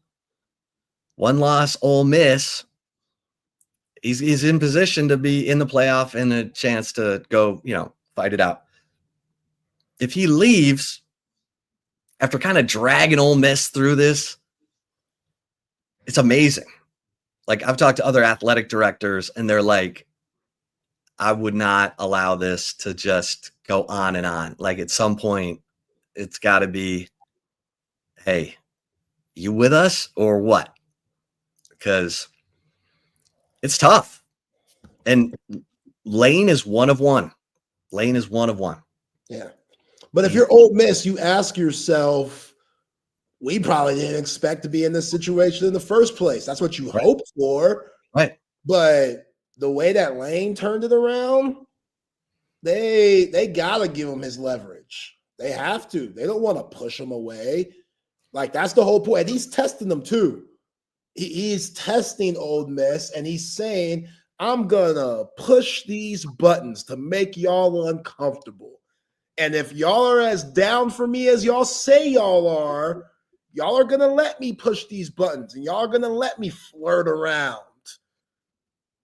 And, hey, if I flirt around and want to come back home, y'all going to let me get right back in that bed when I come back home at 2:30 in the morning. You know what I'm saying? Because y'all have no choice. Y'all didn't expect all these dubs to be here. I'm out here winning with a backup quarterback that came from D2. Who's out here doing stuff like that? So, yeah, Ole Miss, nah, they ain't got no leverage in this situation. They better let Lane be Lane and hope that he comes back home. So, yeah, I'm sure those ADs do feel like they could put their foot down if they were in this situation, but they ain't. And Ole Miss, they ain't got no backbone in this fight, so they just got to let it play out however it is. They knew what was going on when they hired the dude with his track record. They knew the risk. This is what comes with it. Yeah. Lane Kiffin, baby. 101. All right, let's get a couple mentions in here. Get on to the commentary on a Wednesday. Hey, I'm feeling good. You know why I'm feeling good? Super Beats. The Super Beats from Humann. You see those words right there? Blood pressure support. This is 2 times more effective in terms of blood pressure support than just diet and exercise alone. So if blood pressure has been a thing for you, then the Super Beats Heart Chews from Humann are for you. I take my Super Beats Heart Chews every single day. They're tasty. They're easy. I take the turmeric chews from Humann. See that? Healthy inflammatory response support. That's because, look, as we get older, one of our biggest enemies in our body is inflammation. And that's what causes you pain. So instead of pounding Advil, how about pounding the turmeric chews from Humann? That's what I'm doing. I'm playing tennis. I'm playing tennis all the time. I'm feeling good. And that's what it's all about. And how about the Humann story? Humann with two N's, of course. The science behind their products was developed at the University of Texas Health Science Center. This is the Humann is the Texas version of Gatorade. You know, Gatorade, whatever, Florida. Well, Humann and their Super Beats formulas that everyone's talking about were developed at the University of Texas Health Science Center. So here's the beautiful thing. You go to Humann with two N's.com/TSU and use promo code TSU for Texas Sports Unfiltered. You're going to get an extra 20% off your first order. So load up, get a bunch of bags of your Super Beats Heart Chews, and you're going to feel better. You're going to feel better physically. You're going to feel the brain fog's gone. Get to Humann with two N's.com/TSU. Use promo code TSU and get an extra 20% off your first order. And hey, for my guys who are snoring, you need to take advantage of this incredible opportunity that we have right now, this partnership we have with Texas Sports Unfiltered and the Sleep Cycle Center. 2 locations in Austin and Lakeway and the Arboretum. And look, if you're snoring, it's more than just annoying to the person sleeping next to you. It could be the sign of a serious health issue called sleep apnea, which is a lack of oxygen while you're sleeping. It's killed people. Dr. Chad Denman, who founded the Sleep Cycle Center, dedicated his life to treating sleep apnea because it killed his own father at the age of 60. So look, if you snore, then go to sleepcyclecenters.com and tell them Texas Sports Unfiltered sent you. They're going to take $100 off your sleep study. Your sleep study is the key. So Dr. Chad has the best technology to detect the level of sleep apnea that you have and the best treatment options, including oral appliances like I have. A mouth guard holds my lower jaw open, so I get that oxygen when I sleep, and I sleep great. Do it for yourself. Take care of yourself. We say all the time, I love talking about Humann. I love talking about the Sleep Cycle Center because these are things that help you live longer. So take care of yourself. Go to sleepcyclecenters.com. Tell them Texas Sports Unfiltered sent you.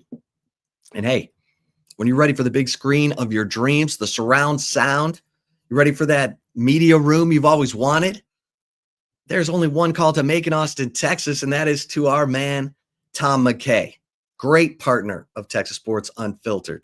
Has been a vital part of this community, giving back, doing great things.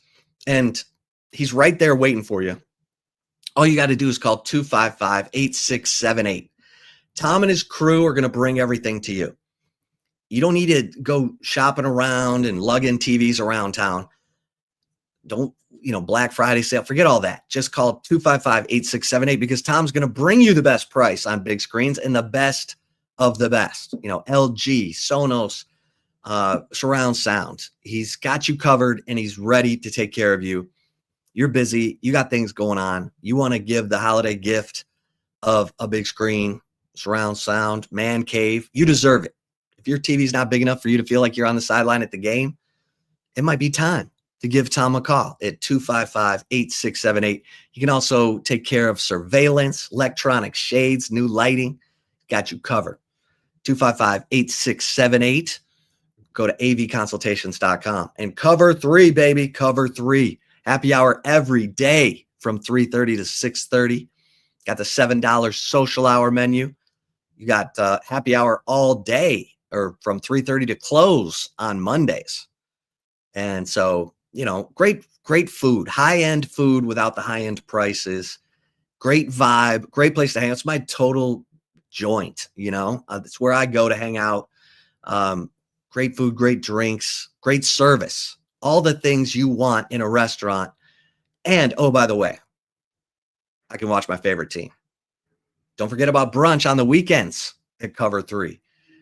Do-it-yourself Bloody Mary bar, the breakfast quesadilla, the muffin tops, not the whole muffin, just the top, the best part.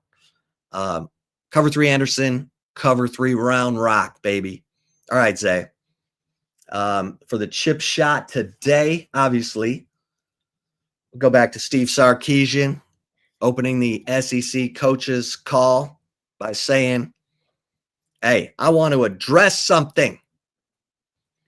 I got something to say. And Steve Sarkisian said, quote, I'd like to comment on something before I get into our team. Something that has been bothering me now over the past few weeks, and that is people reporting or insinuating that there's a possibility I could leave the University of Texas, and that is absolutely false and untrue. I'm not going anywhere. He said, I never do I do this because I never want to be a distraction, so I never address these things. But at this point now, I feel like it's important that I do this because it's important for our team. It's important for our university. He said, I've had no discussions, not with my agent, not with the university, not with any other school, not with any NFL team about ever going anywhere else. I came here to win championships. So he said, I've got 2 kids enrolled at the University of Texas, 1 in law school, 1 on our team. That's Brady, the linebacker. He said, I've got a 3rd that hopefully decides to enroll at the University of Texas next fall. And my wife and I just had our son here in Austin. This is our home. We came here to win championships. So this is the most emphatic that Steve Sarkisian has been about these rumors. Obviously, he's clapping back at Desmond Howard, who put out a video on Monday saying, don't be surprised if the Texas job comes open. And even though I've always said Desmond Howard is on ESPN's College Game Day because of his laugh. His laugh is like, wait, what? He's got a great laugh, and he laughs at everything, and it's contagious. Like, I mean, what does Desmond Howard bring that others couldn't bring? He won a Heisman. That's great. He played at Michigan, and, Herb Street was at Ohio State. So you balance them out. But, you call him the token brother on the show.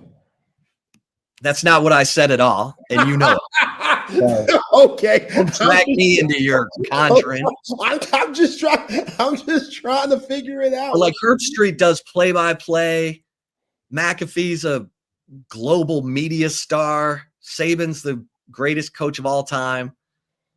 But Desmond Howard, using his political capital, 21 years on ESPN Game Day, to make a video saying, don't be surprised if the Texas job opens at the end of the season, you got to respond to that.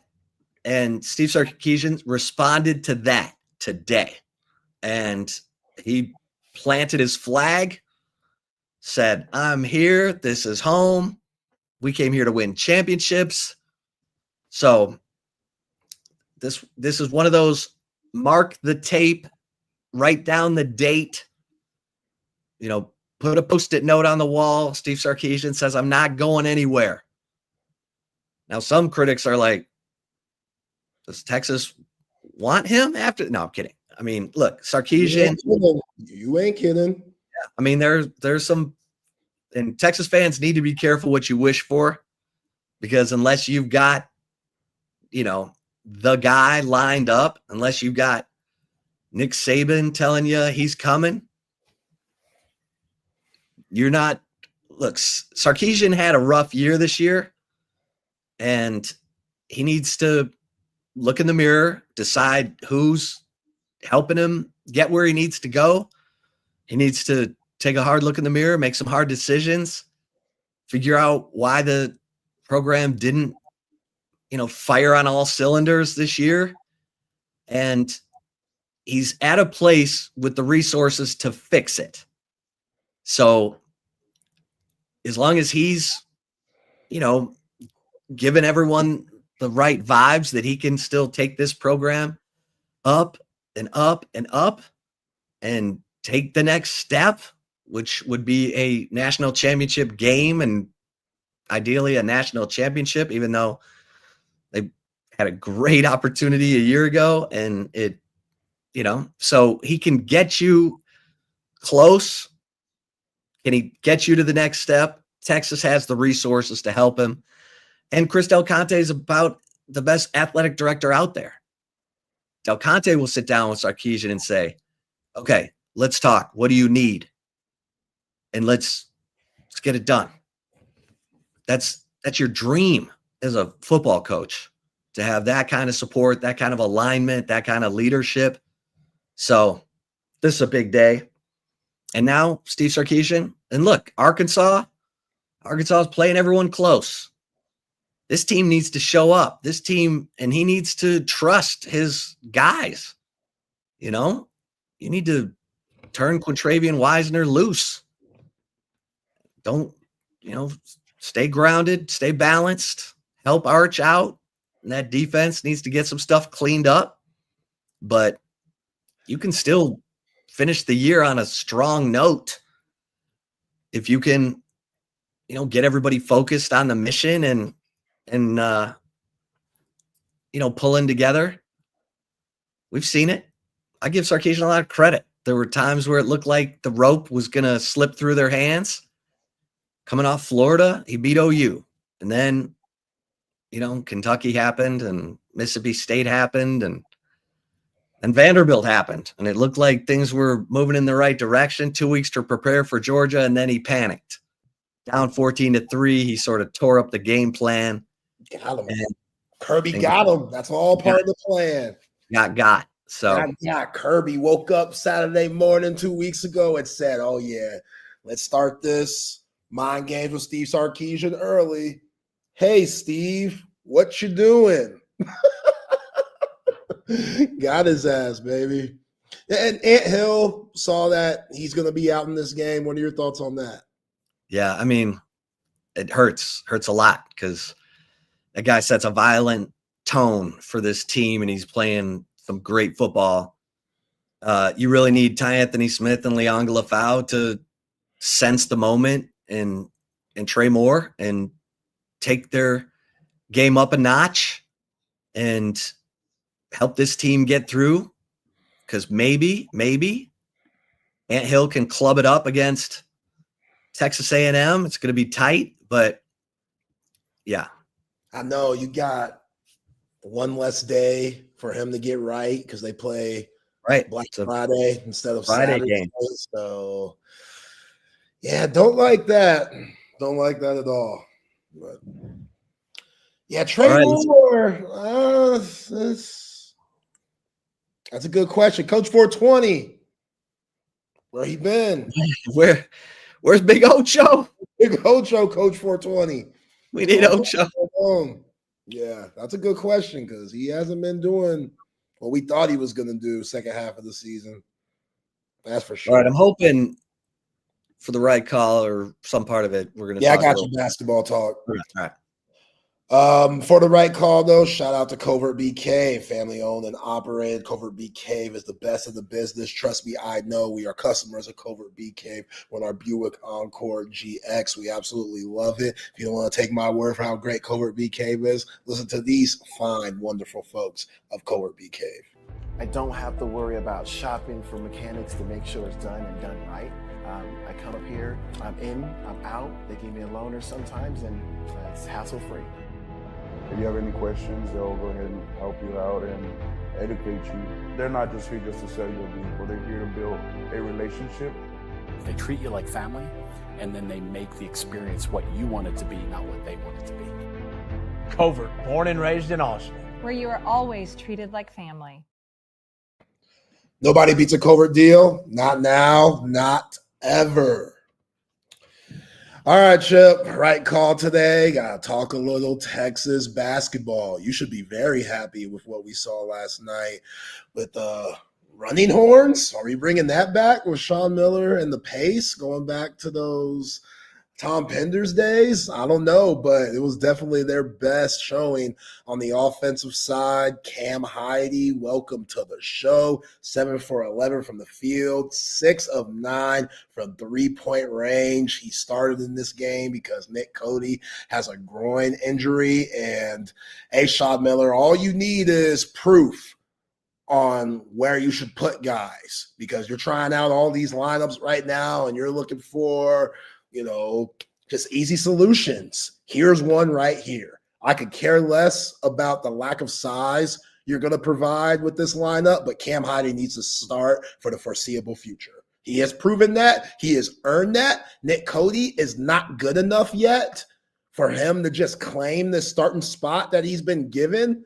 I get it. You might take a step back defensively, but what Cam Heide gives you offensively, that there's nothing to replace that. His jumper is picture perfect, and he has range too. So think about what that does for everybody else. When you got a guy that could shoot 28, 29 feet, yeah, he's going to spread things out, and it's going to allow Tremont Mark, Dalen Swain, Mathis to score on the inside, because before Chip, you could double team on Nick Cody's man, because Nick Cody is a liability on the perimeter. So if Mathis catches it down low, I'm going to leave Nick Cody to go double team. Can you do that with Cam Heide? No, because if you do that, you're going to be sitting on the bench next to your coach. So there it is, Sean Miller. It's not rocket science. Nick Cody, you're coming off the bench now. That's just what it is. Sorry. That's the game. Guys, prove to me why I should play you more. Cam Heide did that last night, going 6 for 9 from 3 and dropping 20 points. But do you see everybody else? Did you see Dalen Swain, 20 points? Did you see Mathis with 20? Because the game's spread out now. The game is not just congested because we don't have shooters on the perimeter. Cam Heide, he gives you something different, man. And it's just going to open up the game for everybody else. Now, he has to have that mindset, Cam Heide, that green light shooter.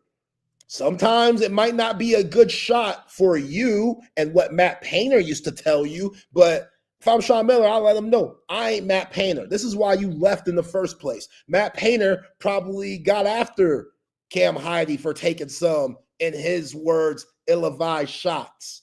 But for Sean Miller, those are good shots. Those are great shots, because like I've been saying, it opens up everything for everybody else, not just Cam Heide. So now you got a week before Maui. You got Arizona State, where you're going to have to play 3 games in 3 days, regardless of what you do in the first game, and you're going to need all hands on deck. I like what I saw last night, man. I'm still kind of confused on Jordan Pope's role, because it is confusing. Like we talked about it yesterday. Sean Miller is saying he wants him to be, he's a dead-eye shooter. He's an elite shooter in the SEC, yet you're giving him all these point guard responsibilities. He was better yesterday than he was against Kansas City, but it wasn't great. And then I see Simeon Wilcher come in, and the kid from Jersey looks very comfortable out there. So that's going to be something that Sean Miller is going to have to figure out also, because you can't play Jordan and Wilcher. Jordan and Wilcher at the same time. You can't do that. They just too much of a liability defensively. They have a similar game offensively. I just think Simeon Wilcher gives you more juice. He had a play yesterday, Chip, where he got the ball off a rebound and he took it coast to coast, all speed, and got in the lane and got a layup. Jordan Pope's not doing that.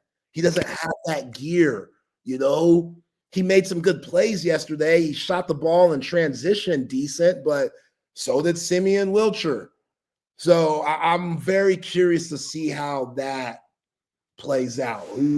If Sean Miller is going to figure out, as long as Simeon Wilcher continues to play good ball, who you're going to finish games with at your point guard spot. Because at the end of the day, starting isn't that big of a deal. It's who's finishing games.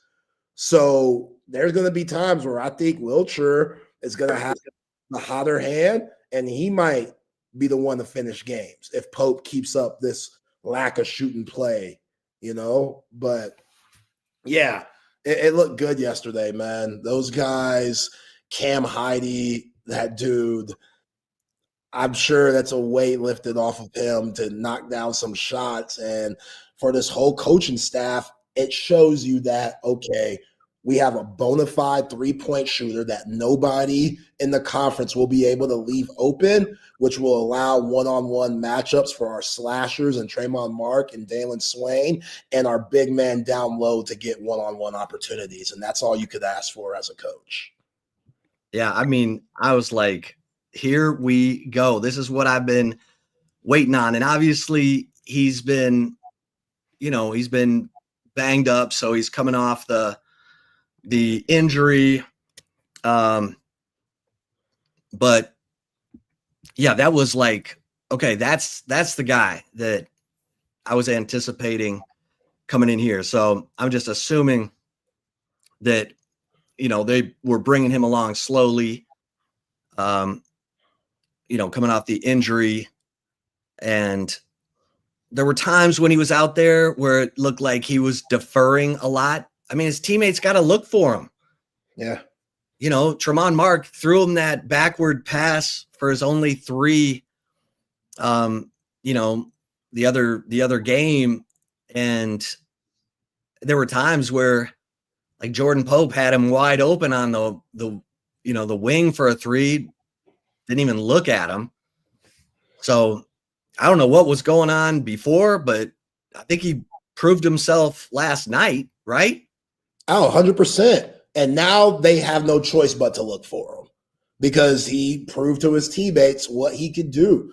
Like, they're all going to be looking for him now, but you still got to play within the offense and take whatever shots there. And if he has a good look, even if there's somebody in front of him, if he feels like he could get the shot off, let it fly, man. Because it's kind of like throwing a deep shot down the field. Even if it doesn't connect, it's always going to have the defense wondering, why'd he do that? Why'd they throw that deep shot, that deep post down the field? Why the hell did he just shoot it from 27 feet? Because they think they could make it. So we have to honor that as a defense, which is going to allow the offense to do other things, which that's exactly what Sean Miller wants. And, I think Cam Heidi's spectacular game, I think it also took away from how good Dalen Swain was yesterday, who didn't even play the last 10 minutes. He is so calm and collected when he gets in the lane. There's no panic. Because sometimes when guys drive and then they get stopped, they'll force something up, you know what I'm saying? Or they'll pick up their dribble. He'll keep his dribble alive and then get into a back down game and use his body. And usually when that happens, when guys have that advantage, it collapses the defense more because you want to go help. So the big will try to slide over. Guards might come in to dig, to just, get in the way of what Swain's trying to do. And then he'll have options outside. But he doesn't get, he doesn't get sped up. And he has a really good inside game where he plays off 2 feet and he uses his body well. They keep showing the picture when he first got to Xavier at $185, and now he's 220. So don't let Cam Heidi's spectacular game take away from Dalen Swain having his best game as a Longhorn. He has to be aggressive, man. It doesn't necessarily mean shooting all the time, but just getting in the paint and creating for everybody else. Like Mathis, he's going to always attack. Like you can't tell that dude not to be aggressive. You ain't got to worry about that. He just needs to quit throwing elbows all the time. They gonna call him when it gets, tougher and you get in the SEC play, just kind of like with Duke. He be throwing them hooks and he be throwing his elbows. A dude socked him in the face yesterday on some Amon-Ra stuff, stole off on him. Because he be throwing elbows, man. So again, I like his aggressiveness, but he needs to slow down on that a little bit. So, yeah. All right, man. I'm sure these guys are going to get into some basketball talk and among other things. Patrick, Matt, Open Gym. What's happening, fellas? What's going on, guys? What's going on? Well, I definitely thought that I was going to see Lane Kiffin do the Jordan Belfort "I'm not fucking leaving" thing before I saw Sark do it, but hey, here we are. Yeah. Who knew? Who knew? Who knew? It only took like 6 reports of him leaving before he finally was like, dude, stop sharing the same reports. You keep saying I'm going to the Titans. At least make it a good football team. Like, at least give me some class that you're like, oh, he's going to go help Pete Carroll or he's going to go to Miami or he's going to go somewhere, not Tennessee, with the most devilish owners of all time, the Adams, who moved the team out of Houston, and then tell that team until they sell that franchise, they're destined for destitute because screw them for moving that damn team. There should still be an Oilers. Hey, new stadium coming up. The job, it's better than people think. I don't think it is. I think they had a horrible offseason too. I think they signed a lot of bad contracts this offseason in Tennessee. So I'm not sure they're going to be that much better. Who's the left tackle, Dan Moore, that they signed? Dan Moore, who was became a massive contract, and he was the lowest graded starting offensive tackle in the NFL last season. Rough stuff. Aggie, by the way. See you tomorrow. Appreciate Later, you guys. See y'all tomorrow. Welcome into Open Gym here on Texas Sports Unfiltered. Myself, Patrick Davis, alongside Matt Galatzan of Texas Longhorns on SI. And, of course, you, the third member of Open Gym. Text line's open, 512-222-9328. And, of course, on the chat there, Facebook, Twitch, X, and on YouTube. A lot to get into today. As we will get a little bit first look into Arkansas a little bit. I want to look at the coaching staff of Texas because that has been a lot of talk this week, but we haven't really gotten into too many specifics about it. So kind of look through the coaching staff a little bit for Texas.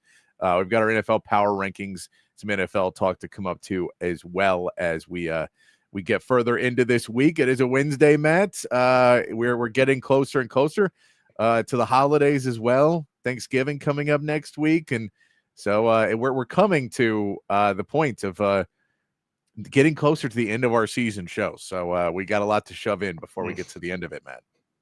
Yeah, we may have to draw some stuff out too for after football season. But I'm having a great start to the holiday season. I have people in my mentions on Twitter calling me an Aggie now because I dropped a hard truth this morning.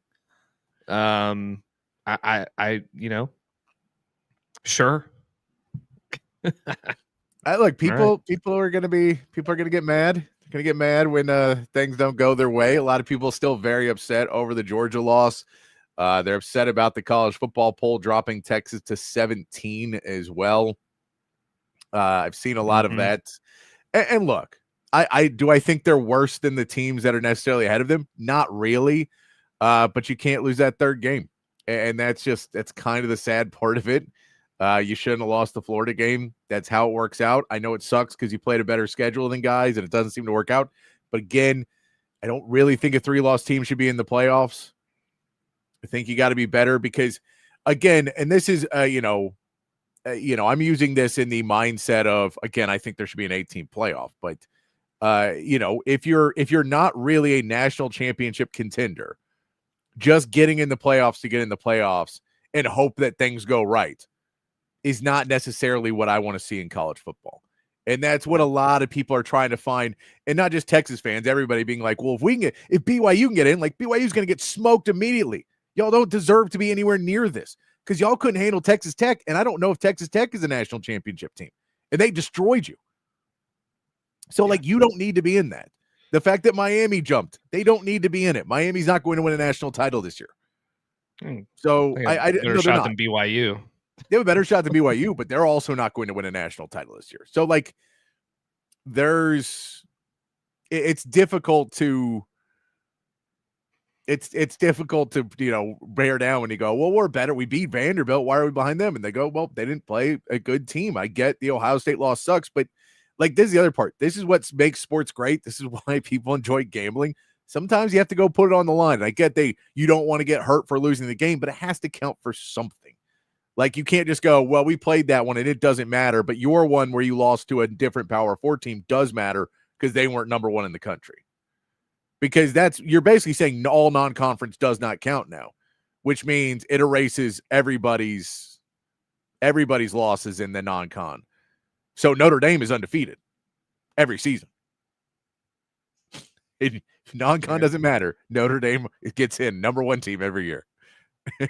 Even when they're 0-12, they're undefeated. They did not lose a conference game. So, good.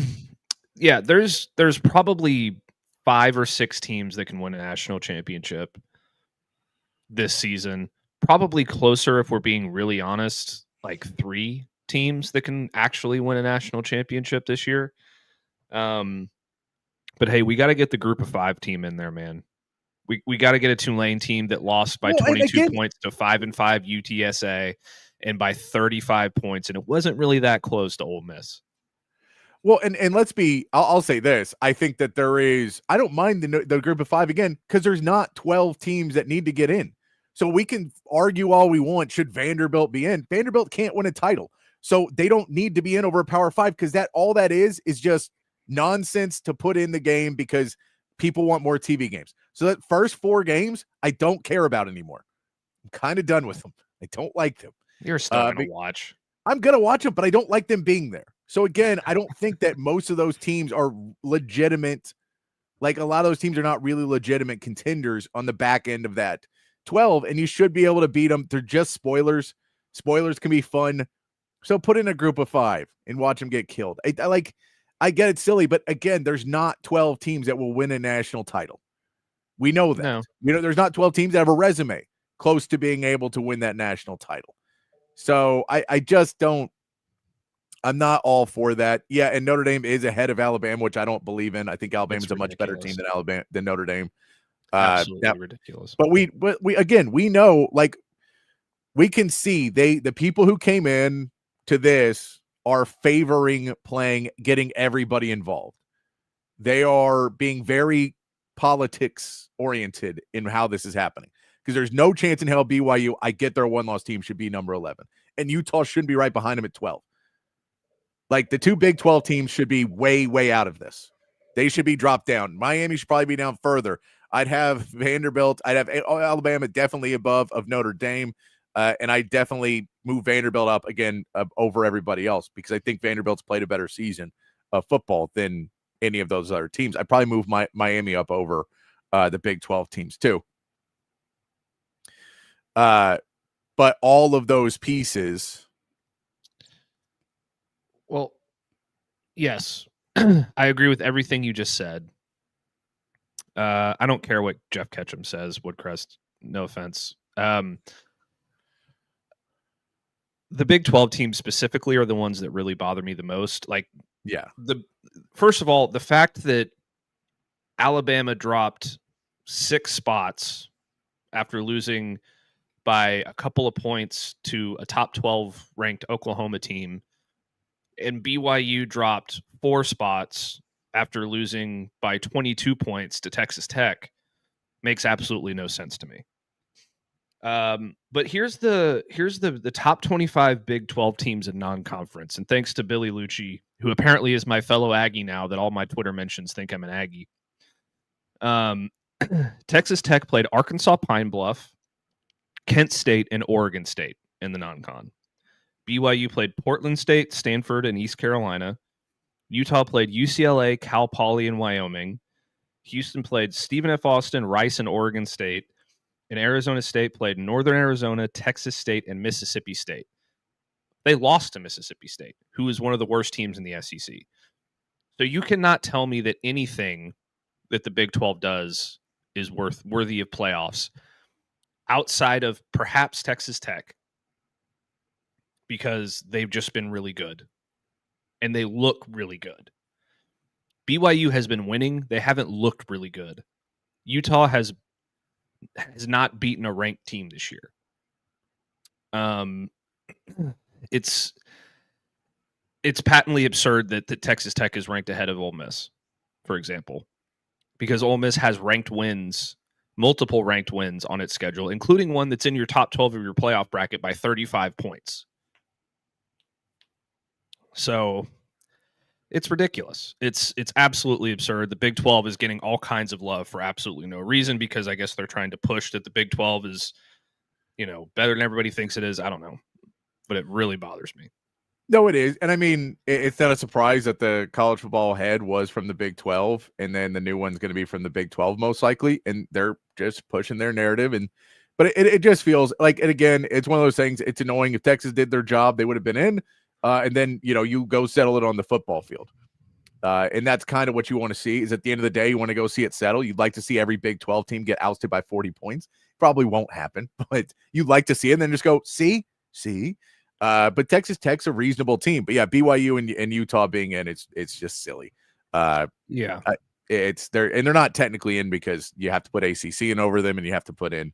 So they're technically the first ones out. But having them anywhere near it is kind of like, there's better teams behind them is the problem.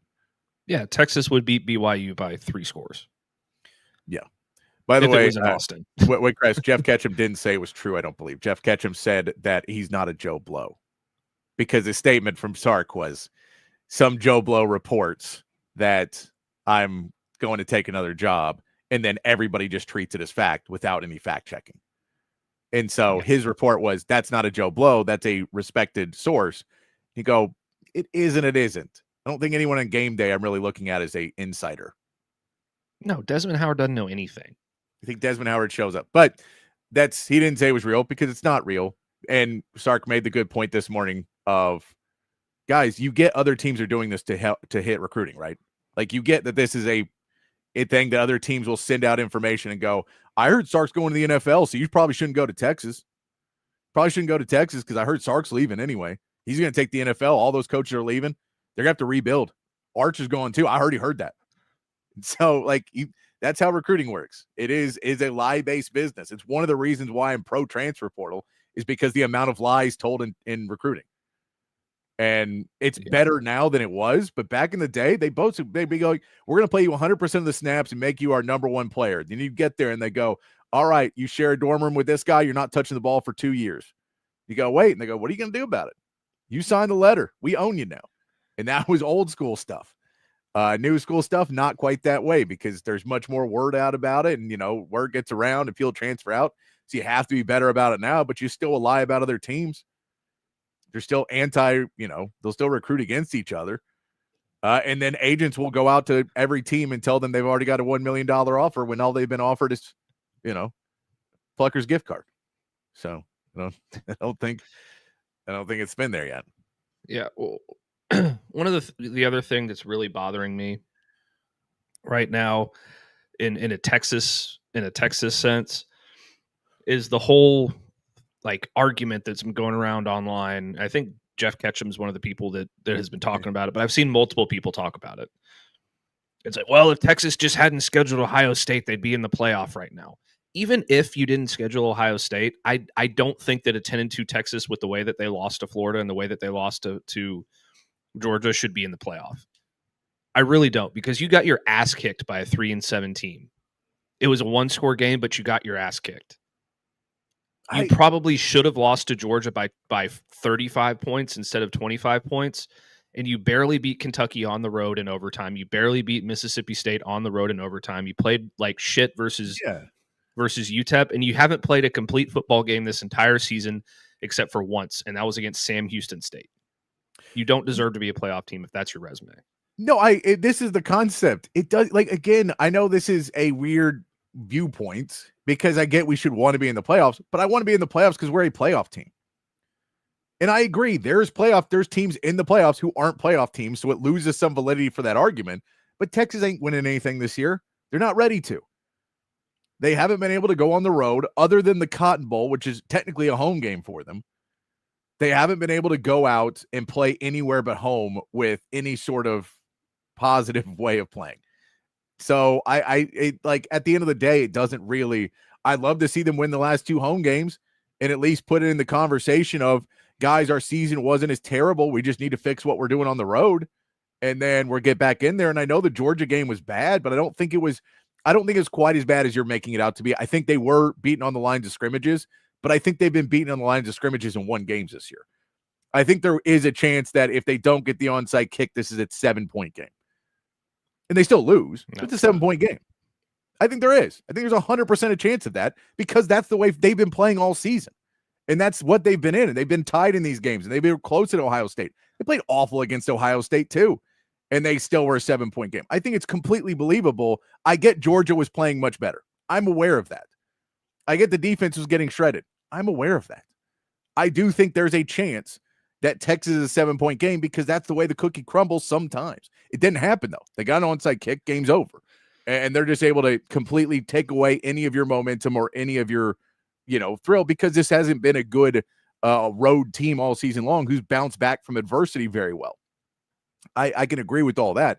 But I do think, you put in a couple other plays in there and everything changes. But ifs, ands, and buts, we all know that. So I'm not saying that you get to count any of that. If we almost could have, if things went well, go a different direction. I'll say I do think this team's not as far away as some people are making it out to be. Again, I think there's a way different game if Texas plays if Georgia plays at Texas. Like, I just think this team is way better at home than they are on the road, which is another part where I'm like, if you put 6 of these teams that are ahead of Texas in Athens at night, they're losing by the same. It's not, there's nothing different. Now we go neutral site, the game could be different, but if we put them in Athens, and so I get that, but it doesn't matter. At the end of the day, this is what makes college football great, is that the games do matter and that we get to see these great matchups. That's what's great. And I don't get why everybody just wants to do this whole, I don't care how we get there. Let's cheat to win. Let's not schedule anybody non-conference. Let's not do anything because we're going to go, because look at what Indiana did. And you're like, cool, Indiana's going to do that for a year. They're going to give a big contract extension. They're going to start paying less money. They're going to crumble and go. Like, I get, this is not how franchises are made long-term. So dynasties are not made the way Indiana's doing it. They'll get in the playoffs this year. I don't think they're going to win a title. I don't think they're that good. So, like, that's the reality is they'll go. I'll say the one thing, Stark said a lot of stuff in the last week that probably he worded incorrectly and maybe came off poor. He did say one thing in the rant today on the SEC championship call that I see a lot of coaches say wrong. And I like the way he said it better. But it's a simple semantics thing that a lot of coaches will say, I'm here to win a championship. And Stark said, I'm here to win championships. And I just like it better. I just like that mindset better of I'm not here to win one championship. And, that's good enough. We're trying to win multiple championships. And I love it. Like that kind of thing is simple to me, but it's those wordings that do make a difference. And I've been harsh on him all year for the fact that he said it's a 16-game season. Because I think that set the wrong precedent from spring training for this football team, that they were a playoff team and that they didn't have to earn it. They'd already earned it somehow just by being on Texas. I think that was a wrong message, a wrong mindset for this team to have from the very beginning of how they trained, how they got ready, because I want to get into the coaches here in a minute and look at kind of around the coaching staff. But like, this is the more I've looked at this week about the coaching staff, Matt, and about how we're like, oh man, the offensive line and even the secondary part, it's such an anomaly of what Sark's tenure has been at Texas versus Charlie Strong versus Tom Herman, which was he has developed players. He's putting players in the NFL. It's not just recruiting. Tom Herman had really good recruiting classes. And then no one got drafted because they played there and they didn't progress. And then everyone would be unsigned, undrafted free agents, right? When they got to the NFL. this coaching staff over the last few years has developed many players. They put 3 offensive linemen in the NFL last year. So it's hard for me to look at Kyle Flood and go, what's wrong? Because clearly what you've done has worked before. But for some reason, this season, everything went wrong. And that's where I think there's just some wordings and some philosophies and some things of trying to treat this like it's a flowing machine of treating it too much like an NFL program. Where in the NFL, you are retaining enough players every year to have an attitude of, hey, we went to the AFC Championship game last year. Let's go back to the AFC Championship game again this year. I think you had to change the attitude of, we lost so many players. We are not that team anymore. We cannot have the attitude that we are a playoff team until we earn that again. Yeah, I mean, I completely agree with you. I've had a lot of issues with the way that they've done it this year as well. And I don't think that they deserve a pass for that, which is why I had such an issue with what he said the other day about according to who. You're the one that said it was a 16-game season. You're the one that said we're playing for championships. You're the one that said, well, we're the only team in college football that has been to back-to-back college football playoff semifinals, and that's our goal again this year. Well, you're not going to get there. So, yes, it's a disappointment. And you were part of the reason that everybody was so amped up on this football team, because you were banging it home all season long that you were a championship contender. And, I know we're not paying attention to the number 1 ranking overall. That's fine. But you're still saying things that are insinuating to the fan base that you believe you can win a national championship. And clearly they are inept in a lot of areas that are keeping them out of that conversation. But it's all fixable. In one off season, it's fixable. Yeah. So it's not the worst thing in the world. You just had a down year. And I've said this a bunch of times. Every coach has down years. Kirby Smart lost 3 games like a year or 2 ago. Yeah, missed the playoffs. Everyone's very mad. He's a good coach, and he came back from it. Yeah. And look, he stuck with some guys. We talked with Brooks Austin about it, and he told us, he's been one of the Mike Bobo defenders, and you're like, Mike Bobo's been a good coach there, but everybody hates him. And you're like, there's a certain part of sometimes you have to get through it. And that's where when we start to look through these coaches here, Matt, and I just kind of want to go through the names of the coaches and, where you put them on a scale of like job security. If you'd like to keep them, if you'd say this may be a time for them to move on, then we can go through it. Now, I'll also say, we know just by history, 3 or 4 of these guys are probably going to be gone anyway, because they're going to take a job somewhere else. Just this standard operating procedure. You don't keep all of your coaches every year. You do have to, you're going to have to go find some other people. But in that all being said, that's where you get to a couple different places. So let's start off.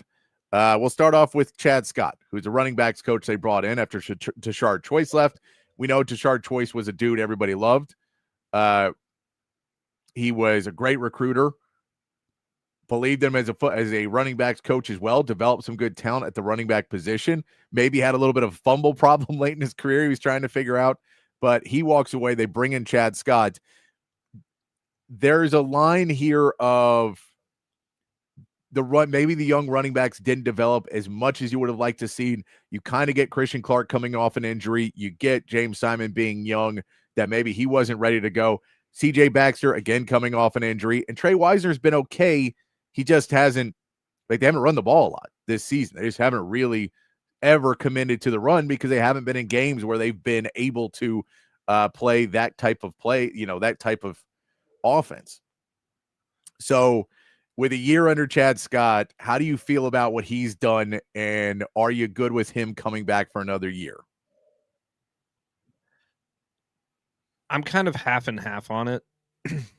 In one sense, I'm fine with what he's done, because at a certain point, there's only so much you can do to run the football if your offensive line can't block for you. So, and if you're not being put into a position where you're running the ball 25 to 30 times a game, with two really talented running backs who we've seen what they're capable of when they're healthy and they're getting, the proper blocking ahead of them. That's really a difficult thing to do. The other thing is the pass protection from the running backs outside of one game from Trey Wisner has been really bad. And that has not helped in the pass protection for Arch, which running backs are a critical part of pass protection, whether you want to believe it or not. So I'm fine with giving him another year. I don't in Woodcrest. I don't think that getting another running back was going to make a difference. It's just that's not what the issue has been. The issue has been you're not getting a push up front because your offensive line is undermanned, and that's why they haven't been able to run the football. If you gave CJ Baxter and Trey Wisner Georgia or Alabama or Ohio State's offensive line, one of them would be 1,000-yard rusher this year. I have zero doubt about that. So I'm fine with giving him another year if he decides to stay. But if he leaves, again, it's like, I'm fine. Find somebody else. Yeah, you're lukewarm on him. He's about a 5 where you're like, I'm not firing you, but also you're not getting a raise. The one thing too, though, is he helped secure the number one running back in the country who's coming in this year, Derek Cooper. Yeah. So that's a positive in him. He seems to be a very good recruiter. So And so Woodcrest, this is the reason why I'll say it's not, is because you can't bring in a ton of transfers. Sark's talked about this before. He doesn't want to bring in 15, 20 players every year because at a certain part, now no one's ever going to come recruiting anymore because you're not going to get playing time because they're just going to keep getting transfers. And it becomes this problem of, well, once we start getting a new running back every year, why would I get another running back? Like that, why would they come in? They don't believe they're going to play. They believe they're going to train for a couple of years and be gone.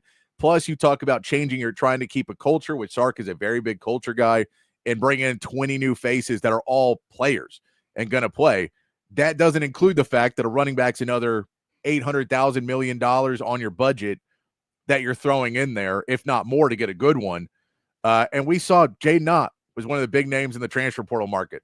I'm quite glad we didn't pay what Oklahoma played for Jaden Knott because he hasn't done anything. So I think the bigger deal was, you think Christian Clark's going to be healthy. Remember, we had Jarrett Gibson on this roster, so Jarrett Gibson's supposed to be there. So you really believe you have, and you think James Simon could take a step. So you think you have 3 guys who could possibly be that number 3 running back for you. You bring in another guy, if any of those 3 step up, they're transferring out, and that guy graduates. So I put it, and look, our running back room doesn't have to put fear into their face. They're not supposed to. The passing game's supposed to put the fear, and the running back game's supposed to carry us. I would love to have a roster of every single one on it's an All-American. It is an unbelievable, unrealistic goal in 2025 with the way the money is. Just isn't. You have to take sacrifices somewhere. And I think Trey Wisner is one of the only returning 1,000-yard back in the SEC. I'm fine with us keeping him and going with him. Yeah, and the other thing is too, he'd play. He'd get snaps at either one of those colleges. The only 1,000-yard rusher in the SEC last year. I get he was bad this year, but he would play for both. Trey Wisner hasn't been bad this year, I don't think. No. Again, I think this is the running game has been awful in part because in large part because of the offensive line more than anything else. He would start at almost every SEC team in the conference, outside of like Missouri, Texas A&M, and maybe Georgia. He would be one of the top running backs in the SEC again if he had a decent offensive line. But here's the other thing about bringing in transfers at like every position. If you bring in a guy who's a junior or a senior and you pay him a ton of money before he sets foot on campus, you're locked into paying this guy money before he plays. And if he sucks, you're screwed. Yeah. You there's nothing you can do about it. You can't develop him. He probably is what he is at the college level at that point. If you focus on recruiting running backs instead, like they're doing with Derek Cooper right now, who's going to be an amazing running back in Texas, I promise you. If he comes in, he's not great his freshman year. You got 2 or 3 more years to develop him and turn him into an elite player. If you try to do that with a transfer, it's not going to happen. So it's just a waste of a roster spot. And I'll just tell you this straight up. They hate Nate Frazier in Georgia. They hate Jam Miller in Alabama. They hate their running backs across this country. because if you're not a 1,500-yard rusher, you're a waste of space. I'll tell you right now, if Georgia could take Trey Wisner over Nate Frazier, they would. Nate Frazier hasn't been electric this season. He was good against us because they game planned us really well. Nate Frazier wasn't great a lot of this season. So I get it. I'm just saying, I'm saying that I want him to make changes as well, but I think they cut dead weight and just drop half your team and rebuild and start over is a drastic overreaction. That's the hey, we got to spend $50 million in the portal, get all these guys in, and then hope it works. Yeah, it's worked for Texas Tech, and it hasn't worked for a lot of other teams. Yeah. And the thing for Texas Tech that helped them out was they already didn't have a good team. So they weren't letting 4- and 5-star guys go to pay for these new guys. They just didn't pay their 3-stars and then were able to, keep some guys and then go that way. Mark Orphy. Mark Orphy is your next one. He is the cornerbacks coach that was, I believe, upgraded from an analyst into where he was this year. But he is the cornerbacks coach, Matt. Is he kind of in the same Chad Scott range of like the results haven't really been there? You've been here 1 year. I don't necessarily want to kick you out the door, but if you leave, we're okay too. Yeah, and part of the reason for that is there's so much. That's a position where I'm really concerned about the personnel and the talent. It's either really, really young and doesn't have any game experience, or it's Jalen Gilbo, who's average at best and isn't going to get any better. So it sort of seems to me like we need to see more out of Mark Orphy before it's like, okay, we're finding somebody else. But if he gets another job as like a defensive backs coach and passing game coordinator at like Duke, sure. Again, like I don't necessarily think there was missed evaluations, Woodcrest. I mean, Kobe Black is a true sophomore and he doesn't have a lot of game experience. It's really hard to. Yeah, Woodcrest. I'm gonna have to say this. We can't respond to all of these if you're gonna crash out. Like I appreciate your listening, but I can't respond to you saying that our roster is as bad as you think it is, because this is a crash out. I get it. It sucks, but the reality is, if you think everyone on this roster shouldn't be playing in the SEC level, you're just saying half our roster has to go, and that's an unstarting point for me. If you were saying all these guys that we've invested time and money into have to go, we have to get rid of all of them and then go out and spend $40-50 million on a roster. You said 6 guys that we've got to let go already. That you're going through the list of every position we're talking about and kicking guys off the team. Or you're saying they got to take pay cuts, which is kicking them off the team. I get that. I'm just saying, I'm saying it's a crash out to say how bad this team is. Kobe Black hasn't played up to his potential. Again, he'd be a starting cornerback on every Big 12 team. Every single one of them, he'd be a starting cornerback. And if you give the guy another year and another offseason as a starting role, then he's going to get better. Warren Roberson's going to get better. Cade Phillips is a 5-star true freshman. He's going to get better. A lot of these players are going to get better. It's just a really young group. Yeah. And it's not realistic. Stop saying it's realistic when you're just watching Texas and blaming them and then not listening to every other team's crash outs. Listen to every team's crash outs. Everyone hates their players. Trust me. I sit with other teams all the time. Everyone hates their players. It just is what it is. So we can't go back. Let's go over to Kenyatta Hudson now, Matt. Kenyatta Hudson, the Nichols corner. Nichols coach, sorry.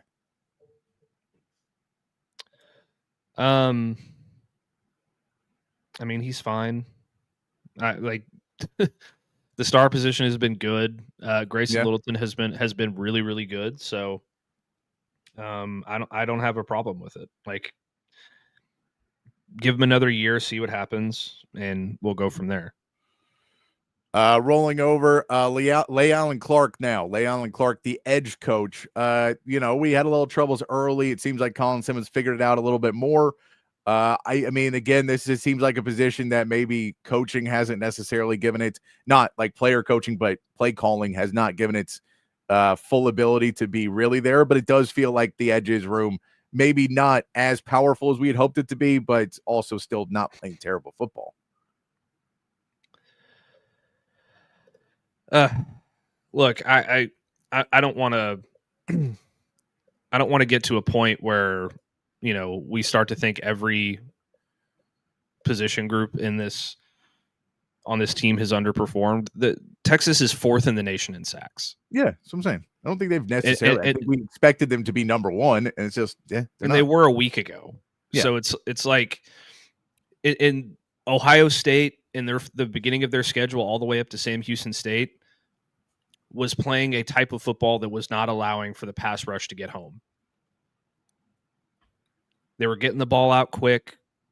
You weren't seeing a ton of pressure because that's the kind of teams they were playing.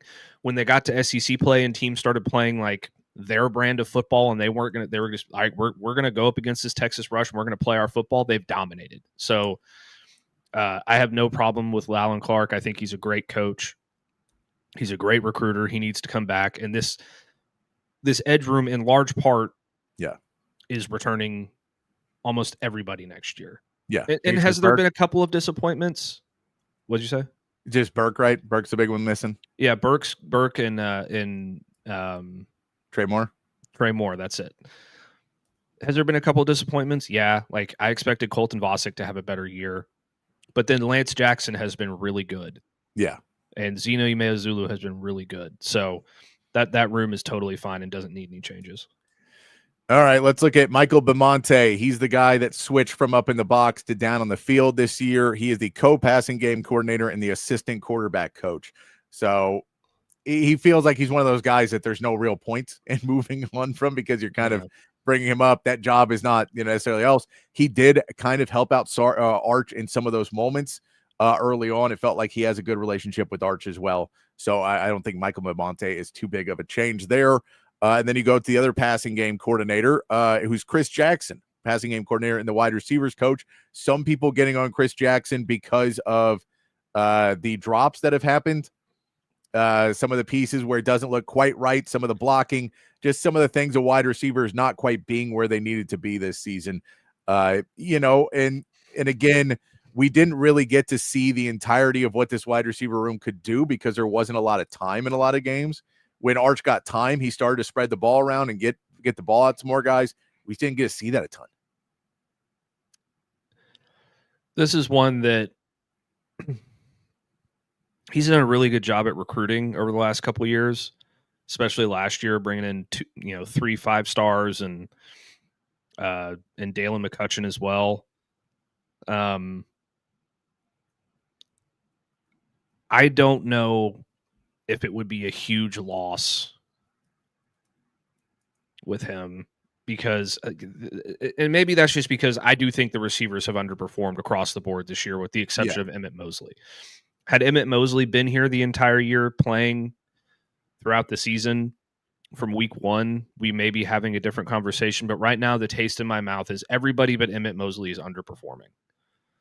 So I think Parker Livingstone's overperformed for what we wanted him to see. I know he hasn't been there since he took the knee injury, but I think he's done everything really he's supposed to do. He has.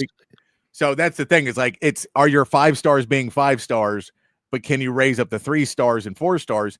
And that's kind of the difference. And that's what you're worried about. But that also goes into scouting and other things as well, that maybe some of these 5 stars you got aren't really 5 stars. The biggest disappointment for me is Ryan Wingo. But again, he's a true sophomore. I think that he'll get better after this season.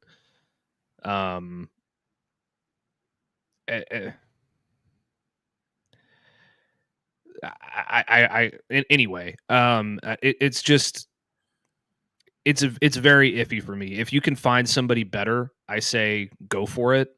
But who's that going to be? Yeah. Right? Like there's a lot of really good receivers. Like, okay, so you're not going to go get Brian Hartline from Ohio State. That's not going to happen. I completely disagree with that, Corey. So who are you going to go get? Alabama's wide receivers are struggling this year outside of Jeremy Bernard, and they have Ryan Williams. Yeah, Ryan Williams. I talk to Alabama fans. They'll tell you they hate Ryan Williams. He's the worst receiver in college football right now. They also say, do not let him transfer. We want to keep him. But they will say he's awful. Yeah, Texas A&M's wide receivers have been really good. Georgia's wide receivers have been really good. You're not going to go get the wide receiver coach from either of those schools. So if you have somebody that you think is an elite wide receivers coach who can recruit at the level that Chris Jackson does, I would not be mad about it. But I also don't think that it's necessarily a situation where it's a must need in a change. Yes. All right. Sticking over there on the offense, then how about AJ Milwee? We know he's a co-offense coordinator and the quarterbacks coach. He's the best quarterbacks coach in the country. You keep him. I'll look. We'll say this: Arch Manning, from where he was to where he is to what they've been able to do and all of that. I can't. I'm fine with AJ Milwee. I get it. I get that. You know, certain people are always going to be upset about everything that happens. Corey, he can get separation. He's gotten separation plenty of times. He just not the ball's not always getting to him. We've seen it happen. He's gotten separation before. I've watched every play of Texas football this year multiple times in film review, and I can tell you he can separate. So just stating facts here. He can separate. He doesn't do it all the time. He wasn't quite the same player for a lot of the season after that knee injury too, or when he took the shot to knee. It looked like he lost a little speed on that. I agree with that. But to then say he can't separate because there was a few games where he was a little bit gimped up because he got shot in the knee real hard and then tried to come back and then came back and played. He's that tough. Happy to have him on my team. So there's that's most of your offense, and then you get to Jeff Banks, your special. Sorry, not Jeff Banks. Sorry, I've lost my place. Kyle Flood in there. Your assistant football coach, your assistant coach, football offensive coordinator, and the offensive line. He has done a great job of developing offensive linemen until this season. And this season just seemed to be a huge miss on direction, on everything else. But before that, the entire offensive line is basically going to the NFL. Before that, you had everything was going the way it needed to go. I think there's two sides of this coin as well, which was Texas was the first to have the pancake factory and really bring in a lot of really good offensive linemen. Now offensive linemen are really, really hard to get. They're extremely expensive because every team can afford somebody. So if you're starting to build your team and your budget, $5 to $6 million of everyone's budget is now offensive line. And so it's just hard to have, a $10 million room where that's only 4 guys, so it's just harder and harder to get that really good team. But he has developed in the past. So it's hard to say what went wrong this season. But like for me personally, I have to give him a year to correct it. He's one of the most respected offensive line coaches. You feel like there has to be some grace given for all the progress he had before. Well, not one of, is. Yeah. There's not an offensive line coach in the country that if he became a free agent in the offensive line coaching world, he would get scooped up by any program in the country would want him. Ohio State, Alabama, Georgia, any one of them. LSU, Florida, who are both maybe hiring new offensive line coaches. Yes. So he needs to go nowhere. I think what you do is you make AJ Milwee the co-offensive coordinator, and you let him call plays, and you let Kyle Flood be co-offensive coordinator, but you take some of the responsibility off of his plate and you let him focus on developing that offensive line just a little bit more. And I think that, oh my God. And I think that, one of the problems with this offensive line is that there is so much inexperience that it's very difficult to just assume because we have Kyle Flood that everybody is going to play like an All-American all the time. There is a major issue at center, and I think that is a youth issue, and that is we made a mistake and should have brought in a starting center in the transfer portal because we didn't recruit that particular position well in 2 cycles ago. But there is still a lot of talent in there. A lot of talent. Brandon Baker has been great ever since the I think the Kentucky game, he's been fantastic. Trevor Goosby's been good all year. DJ Campbell has been very good. But when you have a hole in your offensive line that you aren't capable of filling because you don't have the player because you made a mistake 2 years ago, that's going to be glaring. So I can almost guarantee you they'll go find a new one this year. And then they'll have to find probably a left guard as well. And then next year, when you look at the offensive line and their first few games, you'll be like, oh, yeah, this is a Texas offensive line. We're going to be all right. No, I think this is something of them trying not to go too hard on them too early, knowing that these guys play 100% of the snaps, and you don't want to necessarily go too hard on your right. And you have to. You just have to. I get the concept. I get not trying to kill your offensive line early in the season, worry about injuries. I get all that. It just feels, again, like they were a little bit behind the 8-ball on where they need to be, because they've started to get better as the season goes on, but you need to be that better way before where they were. So they're just so far behind the 8-ball on that one. So I'm with you on that. So that gives our offense. We didn't really have anybody. We had a couple offensively that maybe we could move around, but nothing, Chris Jackson is whatever happens, happens. There's a few of those guys, but not too much there. Going further on to the defense, we can go on to Dwayne Aquina. He is the defensive passing game coordinator. He is not technically the corner. I believe he's also safeties, I think. It doesn't say on this, but I think he's also safeties. But Dwayne Aquina is a guy that a lot of love for at Texas, but not sure. We also think he has a relationship with Johnny Nansen because they did coach together at Arizona. So there maybe has been something where you thought it may click a little bit better than it did. But it just didn't seem to click. And these last few weeks, the secondary has started to go a little bit worse and worse and worse, to where now there's major questions about Dwayne Aquina. He's also a guy you just brought in, just moved back to Austin.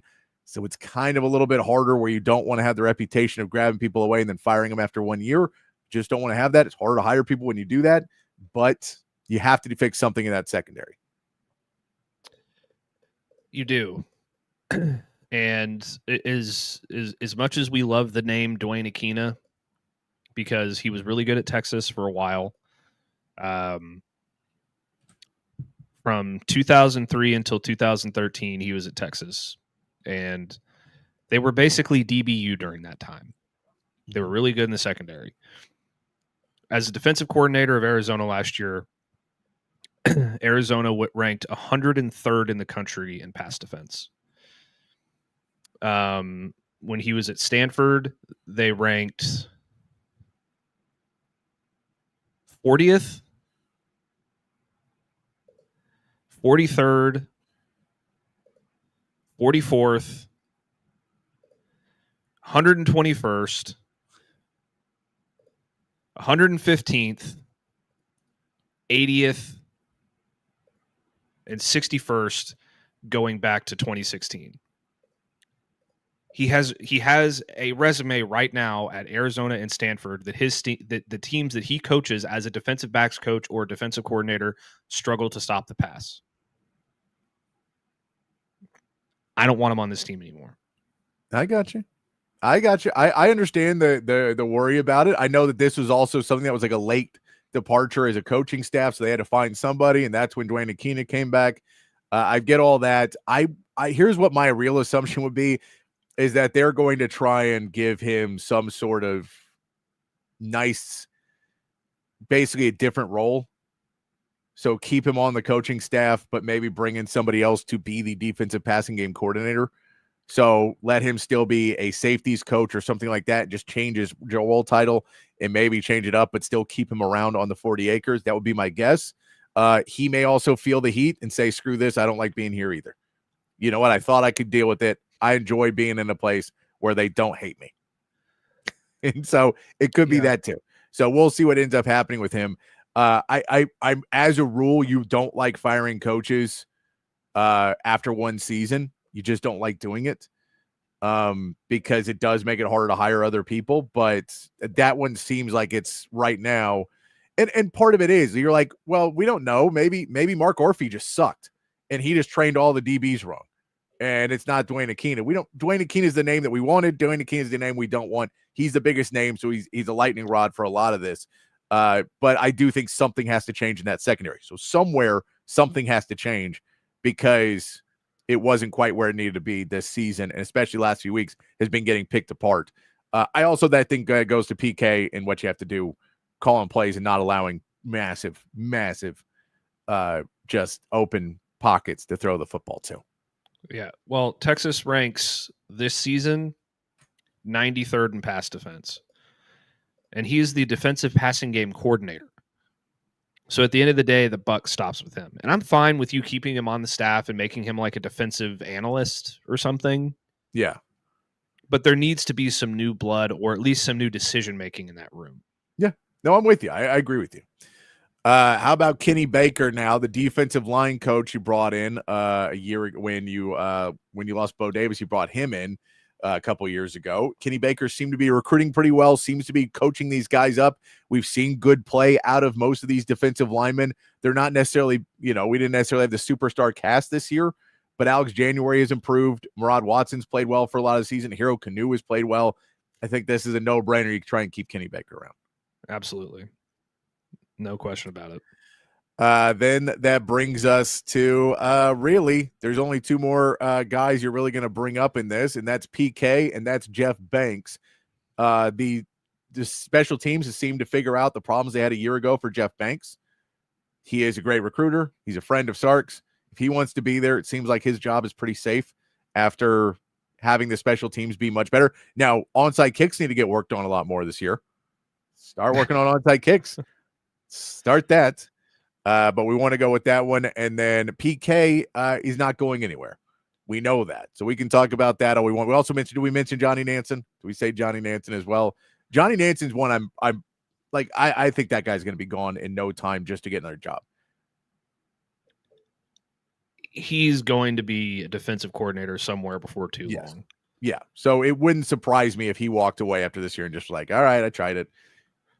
It was fun, but this is too much. I'm going to go over here and be a DC, especially with all these job openings and people looking for new DCs. I could see him easily getting a job somewhere.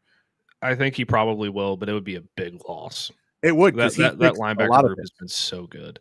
Yeah, no, I agree. Like, I don't want to lose Johnny Nansen. I think he's been a great addition. I think he's probably going after this year. If he's not, he's going after next year. But it's kind of one of those things we said, like Tashard Choice. You're just like, well, he's going to be gone one day. We know it. AJ Milweezo stuck around. Kyle Flood is stuck around. Pete Kwiatkowski is stuck around. I don't expect any of those guys to change. I do expect a few guys to walk away, expect a few changes. But when you really start to go down this, it's really the secondary. You kind of look at it and go, something has to change in that secondary. Because if the defense can be the stalwart, we know the offensive line needs help, but I'll give Kyle Flood the benefit of the doubt. Yeah, you need more experience on the offensive line next year. But there's a coach we didn't talk about. Who's that? That we need to talk about. Torrey Becton. Okay. I think he's a great dude. I think the players love him. But if you watch Texas against Ohio State and you watch them against Georgia and really against Florida and a few other games this season, Kentucky, specifically along the offensive line, for example, they are not getting a push up front. In fact, a lot of times they're getting reset and pushed back. That is a strength and conditioning issue, in my opinion. So they either need to change something about what they're doing this offseason to help these guys get stronger, or they need to make a change there, in my opinion, because it seems like it's regressed. I like that. I think you're on that one. And again, that falls into the world of recovery versus full on pushing that I think definitely happened this offseason. But if you're that, you got to be the hard ass strength and conditioning guy that doesn't, let guys play off of, man, I'm still a little beat up and sore, so I don't think I'm going to lift today, or I don't think I'm going to be in there. And with all the modern science of being able to put on weight and everything else, you'd like to be able to see them be in better shape and be stronger on those pieces. You talk about in the wide receiver room. I know you don't want him to put on a ton of weight, but that helps with blocking. The running back room, it helps with blocking. In the tight end room, I'm with you, Matt, that you may have to look there to get yourself in a better position. It's not even about putting on weight at a lot of these positions. It's just about getting physically. Yeah, it's about getting physically stronger. And technique has a lot to do with it as well. But I think that, you know, the offensive line strength and conditioning in particular has been an issue for me.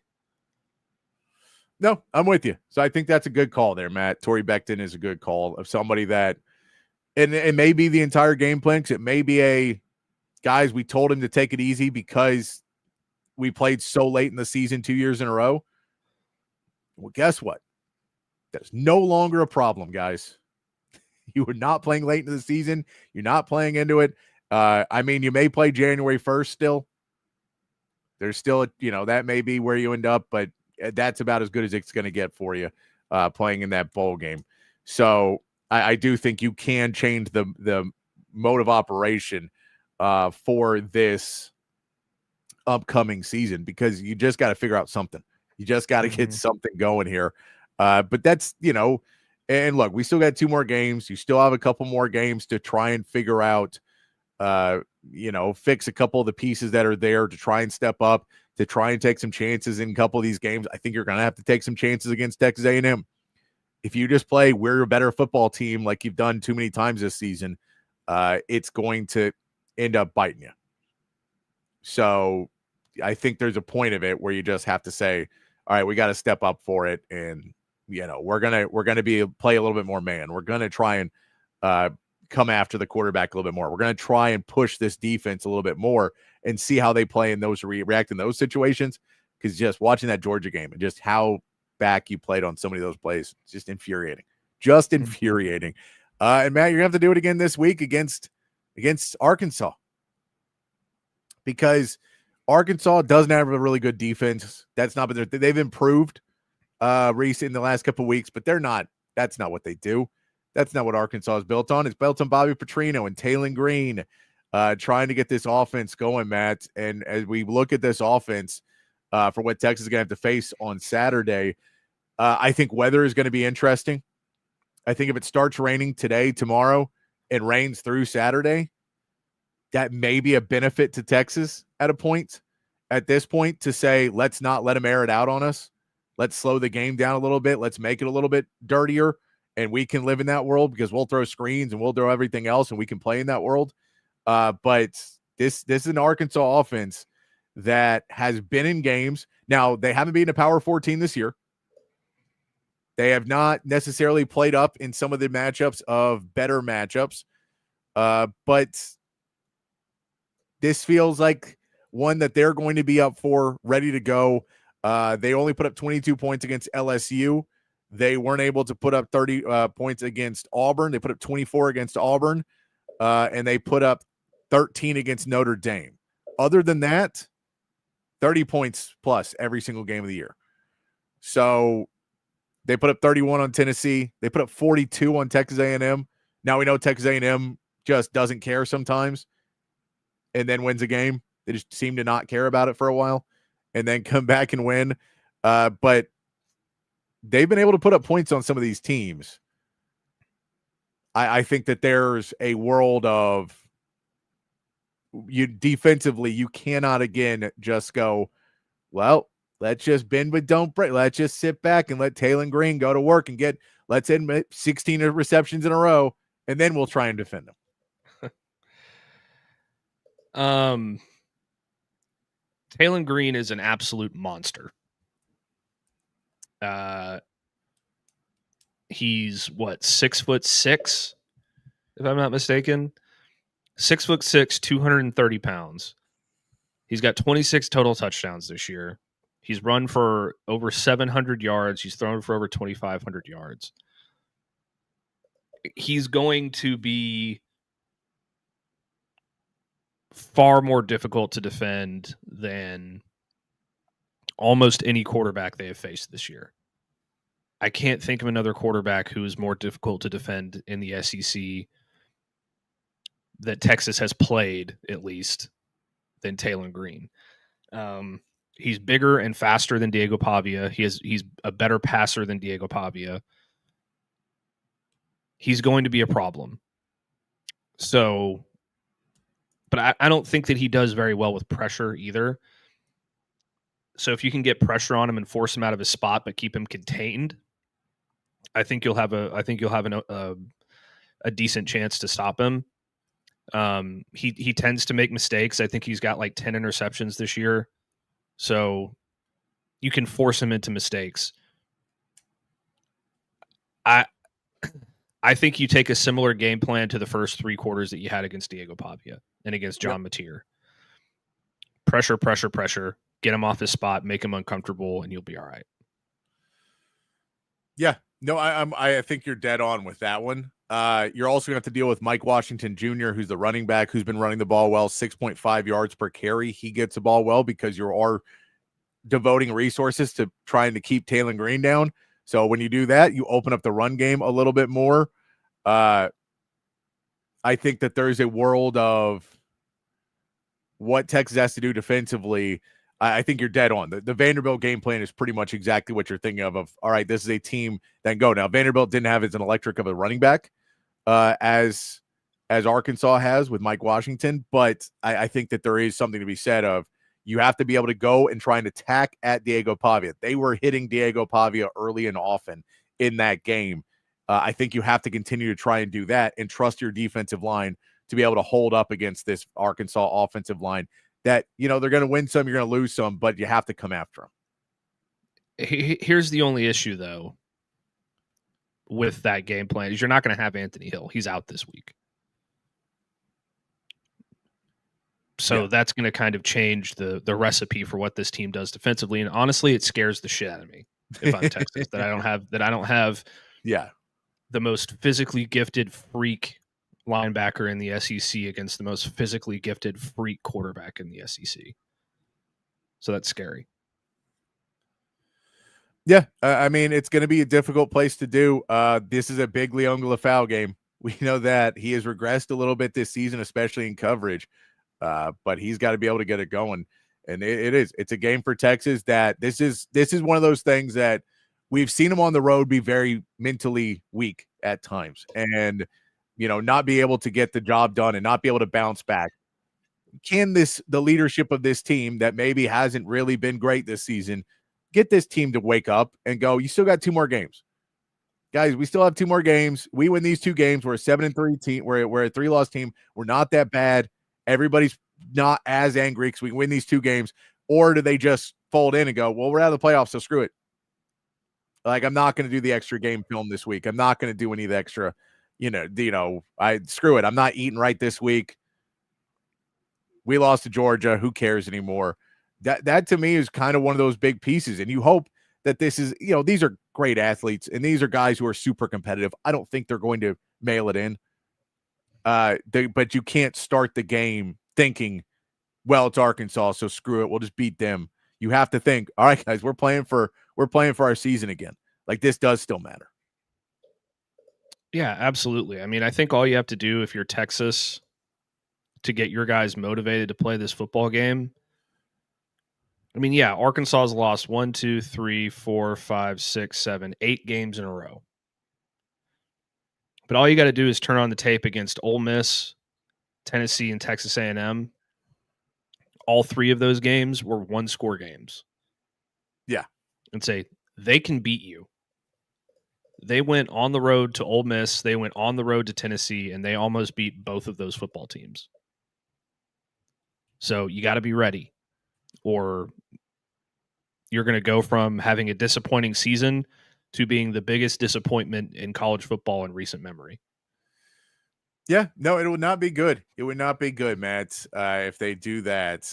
But, you are hoping that you're going to be able to figure this out and continue to get it going. But it's definitely a different push for what Texas is going to do. And I'll answer on the Texas line. Ohio State has more coaches listed than Texas. Texas has a lot of support staff that are not listed as coaches. They they have roughly the same amount of people. Ohio State just lists a lot more people as coaches. So they'll have people that they'll list analysts as coaches. Texas has analysts, they list them as analysts, but they'll list them as coaches. It's just a different way they list coaches. So technically Ohio State looks like it has more coaches, but there's not as many people in the meeting room. It's not like they have a bigger meeting room. Really. They may have a few more, but it's not like there's just other people that are around the program. Let's put it that way. Well, I think that one of the things that Texas needs to think about doing this offseason is bringing in analysts that like they've done in the last couple of years with like Gary Patterson, like an experienced guy who doesn't necessarily want to be a head coach or a defensive coordinator, but wants to stay around the game of football, who's a really good, defensive mind or a really good offensive line mind or something like that to help with the preparation and the game planning and the development on those sides of the football. Yeah. Which, I mean, they've done. I mean, if we remember early in the season, they brought in a guy to be their tight ends guy to help with blocking. They brought in Neil Brown, former West Virginia coach. They bring people in. It's sometimes just difficult to bring in the amount of people you want to have, and depending on how much work you want them to do. Because a lot of times these analysts don't even have to move to Austin. Like, you can hire an analyst and they don't have to move to, like, they can come in for fly in and have an apartment there or whatever else. So, you can sit there and say that there's these guys. And also, if you're going, well, this is a quality control guy for this position, it could be a 23-year-old kid. That the 23-year-old kid is not necessarily going into Ryan Day's office and, guys, I've got the game plan.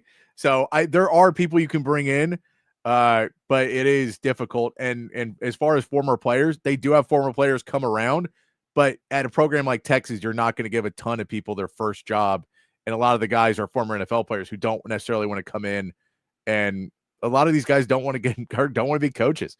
You see a lot more guys rather be an analyst in Austin because the lifestyle is fun if you get to live it, but it's not very fun if you don't get to live it. And that if you're a football coach, you don't get to live the lifestyle. Yeah. That's why guys like Rob Babers always like, he's like, I made the decision. I'd rather have a wife and kids than be a coach. Because you can't really do both. Like, it's just really hard to do both. Yeah. I mean, I would argue that the biggest loss that Texas had on their coaching staff last season was a former player. So they can make a difference. You just got to find the right guys. No, and I'm with you, Lane. I'm with you. I think that there are some of those guys that would be great to bring in. They did. Blake Gideon was a dude that was on there and was good and went somewhere else. So I think they've done it to an extent, but I just don't think there's as many Texas players who are trying to come back to Texas to do that necessarily and start at the bottom and understand how hard it is to work up. They'd rather go to, a smaller school or go to UTSA and be like, or coach in high school or do something like that. And they'll be like, I could move up to being a coordinator in 3 years somewhere else, where at Texas, I'm going to be still an analyst in 5 years. Mm-hmm. So I think that's kind of where that line is of it's harder to move up in a program where the top level is some of the best in the country. So it's hard to get those opportunities. All right, Matt, let's take our first break real quick. We'll come back. We'll get into some NFL power rankings. We'll continue the conversations about Texas as we do all the way through. We still got to hit Texas basketball as well. They played last night. So we got a lot to get into in hour 2 here, Matt, of Open Gym on Texas Sports Unfiltered. At Sleep Cycle Center, we can treat your sleep apnea in various ways. My story starts 15 years ago with the loss of my father to undiagnosed untreated sleep apnea. And this is a very preventable disease, and treatment options are various. Millions of people across America have sleep apnea, and they fail to realize the early warning signs. Fatigue, daytime sleepiness, and snoring are the most common signs. We'll find the best solution using advanced technology, oral and epigenetic appliances, or CPAP. We offer weight loss, oral surgery, and laser treatments. Schedule your appointment today and get your sleep evaluation. If you're looking to remodel a kitchen, renovate your bathroom, or maybe add some new life to your outdoor space, reach out to our friends at McCall Custom Homes. They are custom home builders and renovators here in Central Texas, and they've been doing it in Central Texas for more than 40 years. It's a father-son team with a ton of experience, and all of that experience is here in the Austin area. So they know what it takes to turn an Austin area home into something truly, truly special. Right now, our friends at McCall Custom Homes are offering free estimates to TSU listeners so they can come out to your place, hear your vision, they can tell you what they can do, and then you can go from there. Don't just take my word for it. Check out their website, McCallCustomHomesATX.com. Look at the gallery of jobs they've done over the last 4 decades. And then when you're ready, again, reach out to them and they will come to you. McCallCustomHomesATX.com, or you can call or text Mike McCall directly at 512-633-9580. It's McCall Custom Homes. We build value into your home. Hi, this is Tom McKay, owner of Audiovisual Consultations, and all of us at Audiovisual would like to wish you and your family a happy holiday season. This time of year can get a little hectic, so we want to remind you to relax, enjoy the season with your family and friends, and give us a call at 512-255-8678 for all of your home entertainment needs. This is my favorite time of the year. I love the holidays, the music, the decorations, the presents, the whole darn thing. So this year I'm asking all you listeners to help make this a special holiday for everyone. Smiles are contagious and free, so let's give them away like the government gives away your money. Let's high-five strangers on the street. Hold the door for people behind us. Tip your servers more than they've ever been tipped before. Give to a charity, or hell, give to a bunch of charities. If someone does a good job, tell them they did a good job. Pat someone on the butt. Sing in public places just because it feels good. And as always, hug your kids until they beg you to stop. Watch some games with your friends and make love to your wife or your husband. I know there's some women listening too. You can still give us a call at 512-255-8678 if you'd like to get some cool electronics. But more importantly, have a great holiday season and a fucking awesome next year. Welcome back in to Open Gym here on Texas Sports Unfiltered. Myself, Patrick Davis, alongside Matt Galatzan of Texas Longhorns on SI. And, of course, the text line's up. Did I say this right? Or I think I just screwed everything up. Start over. Patrick Davis. That's Matt Galatzan for Texas Longhorns on SI. Text line's up at 512-222-2222. I'm sorry, I'm thrown off. I was trying to do something in the break, and I didn't get it done in the break. So we'll try and figure it out. 222-9328. And, of course, on the chat, Facebook, Twitch, X, and on YouTube. So I got all thrown off. During all of that. But we're going to get into our NFL power rankings here in just a minute. I have my NFL power rankings that were slightly off because apparently I did not save the document that they were on. So I was trying to update those to fit the image that I have, and did not get it done in the 2.5 minutes that I had to do that. So, but I do want to. I'll forgive you. We'll make it work. I have the right things. I just don't have them written down on the right paper where I normally do it. So I'll get confused 60 more times. Matt, we did get to see Texas get a 99-65 win over the Rideau Broncs last night in college basketball. There was a couple different things that happened in this game that are noteworthy. We did see Cam Heide get his first start. Nick Cody did not play in this game, so Cam Heide got his first start. And let you know what helps this defense or helps the offense when Cam Heide's in the game. He can stretch the floor. So in a world where Modest is playing inside and being your guy inside, Nick Cody's a really good rebounder, a really good defender, but he can't stretch the floor at all, which does allow double teams onto Modest a lot more. This would not. Cam Heide, 6-9 from the 3-point range, ends up with 20 points, has a really good game from that aspect. He also has 5 rebounds. Now, defensively, he's not quite the same guy because he is giving up a lot of height. But depending on what team you're playing, he is going to be more vital. And it was interesting to see him, how much better he played in the starting role than he's been playing coming off the bench. So he's, the rumor is that he's happier when he's playing starter. And so we'll see how that continues to grow. Jordan Pope got another start, another not impressive game from Jordan Pope. So we'll see where that goes. Simeon Welcher came in and played 22 minutes. He had 12 points in the game and 5 assists. Maybe Simeon Welcher starting to figure it out. Now, it helps him playing with Cam Heide too. You have some guys who can hit some threes, but 2 of 7 from the 3-point land, 2 of 8 overall. Jordan Pope in this game. Dalen Swain looked really good again, attacking the basket, using his size and strength. 9 for 11 inside, scores 26 points. He looked pretty good. This wasn't a great Tremont Mark game either. But he, we know what Tremont Mark is. He's played well in certain games. He's not, there's a reason why he is still in college basketball, is that he is not consistent enough to go out there and do it every day. So we got to see some positives out of it. There was a point in the first half where it started to get closer a little bit again, and maybe things weren't going the way you wanted. And then all of a sudden that offense starts to kick back in, and you're able to put up the 99 points again where you want to be.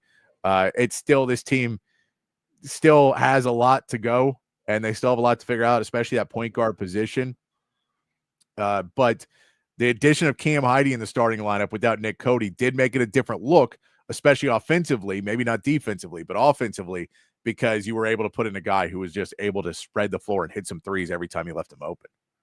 Yeah, and he can run too, which is good. You can get him the ball up court and he can move around with it. I mean, I know it's just Ryder, and it's not exactly like you were playing Duke out there, but it gives you some hope that this offense can turn into something explosive if you've got the right guys out there playing well. I'm not too worried about Tremont Mark. I think he'll come around, he'll get things figured out. But it really makes me believe that the best starting lineup that you can have right now is Wilcher, Mark, Dalen Swain, Cam Heide, and Modis. Because that gives you the best opportunity to do what you want to do offensively. Yes. In my opinion. I think that's kind of the key. Is it's that struggle you always have, especially in college basketball, of do you go offense or do you go defense? And they went offense in this game more, and you're able to pull away. I think a lot of it's going to depend on who you're playing. He's kind of said that the matchups between Cody or Heide is going to depend. If you're playing against guys that have two big guys, you're probably going to see Nick Cody in there more. Because his defense and rebounding is going to be able to help you out a lot more in those games. But if you're playing somebody and they want to run and you want to go put in Cam Heide and see what he can do. We'll see how they, match up in starting lineups again with Nick Cody coming back. I don't know how long his injury is going to be. So a lot to get into for them to still try and figure out. But this Jordan Pope thing, I know, like, Jordan Pope just feels like he's the right guy. And he's not. Because when you watch him play, he looks like he's doing the right things. But then he just is a step slow on everything. And then he misses the shots. And you're like, well, if you were, 4 for 7 from 3, then we can have a different discussion about it. Because then at least you're combining enough points into that game. But you didn't even have the assist in it. I need you, if you're 2 for 7, I need 7 assists. I need you to be the guy. But the problem is, Tremont Mark had more assists than you. Simeon Welcher had more assists than you. So I get this. The Sean Miller offense is not necessarily one that, like, it was always a thing with Tony Parker on the Spurs back in the day, that Tony Parker's assist numbers weren't as huge as some people would want point guards to be, but it was because of the way the offense was run. It was all about hitting passes in a row, right? You still can't have 3. So you can have 5 or 6 or 7, and we'll be like, okay, you don't need to have double-digit assist every game. But if you're going to miss shots and then not have the assist, I don't know if that offense is running at the full level it needs to run with you in there, because now you're becoming a defensive liability and somebody that they can kind of let off of. Yeah, I mean, he had 6 assists against Lafayette. I don't know how they pronounce it. Outside of that, he's had 3, 0, 3, and 2. Yeah. And when your starting point guard is averaging 2.8 assists per game, that's not a good recipe for success. So you need to find somebody out there who can distribute the ball and play make a little bit. And based on what I saw in that game last night, I mean, I didn't watch the whole game, but based on what I saw last night, it feels like Simeon Welcher is just a better fit to make those kinds of things happen. It does feel like I'm just curious what they'll do. I believe our next matchup is Maui, right? That's we're headed to Maui at the beginning of next week.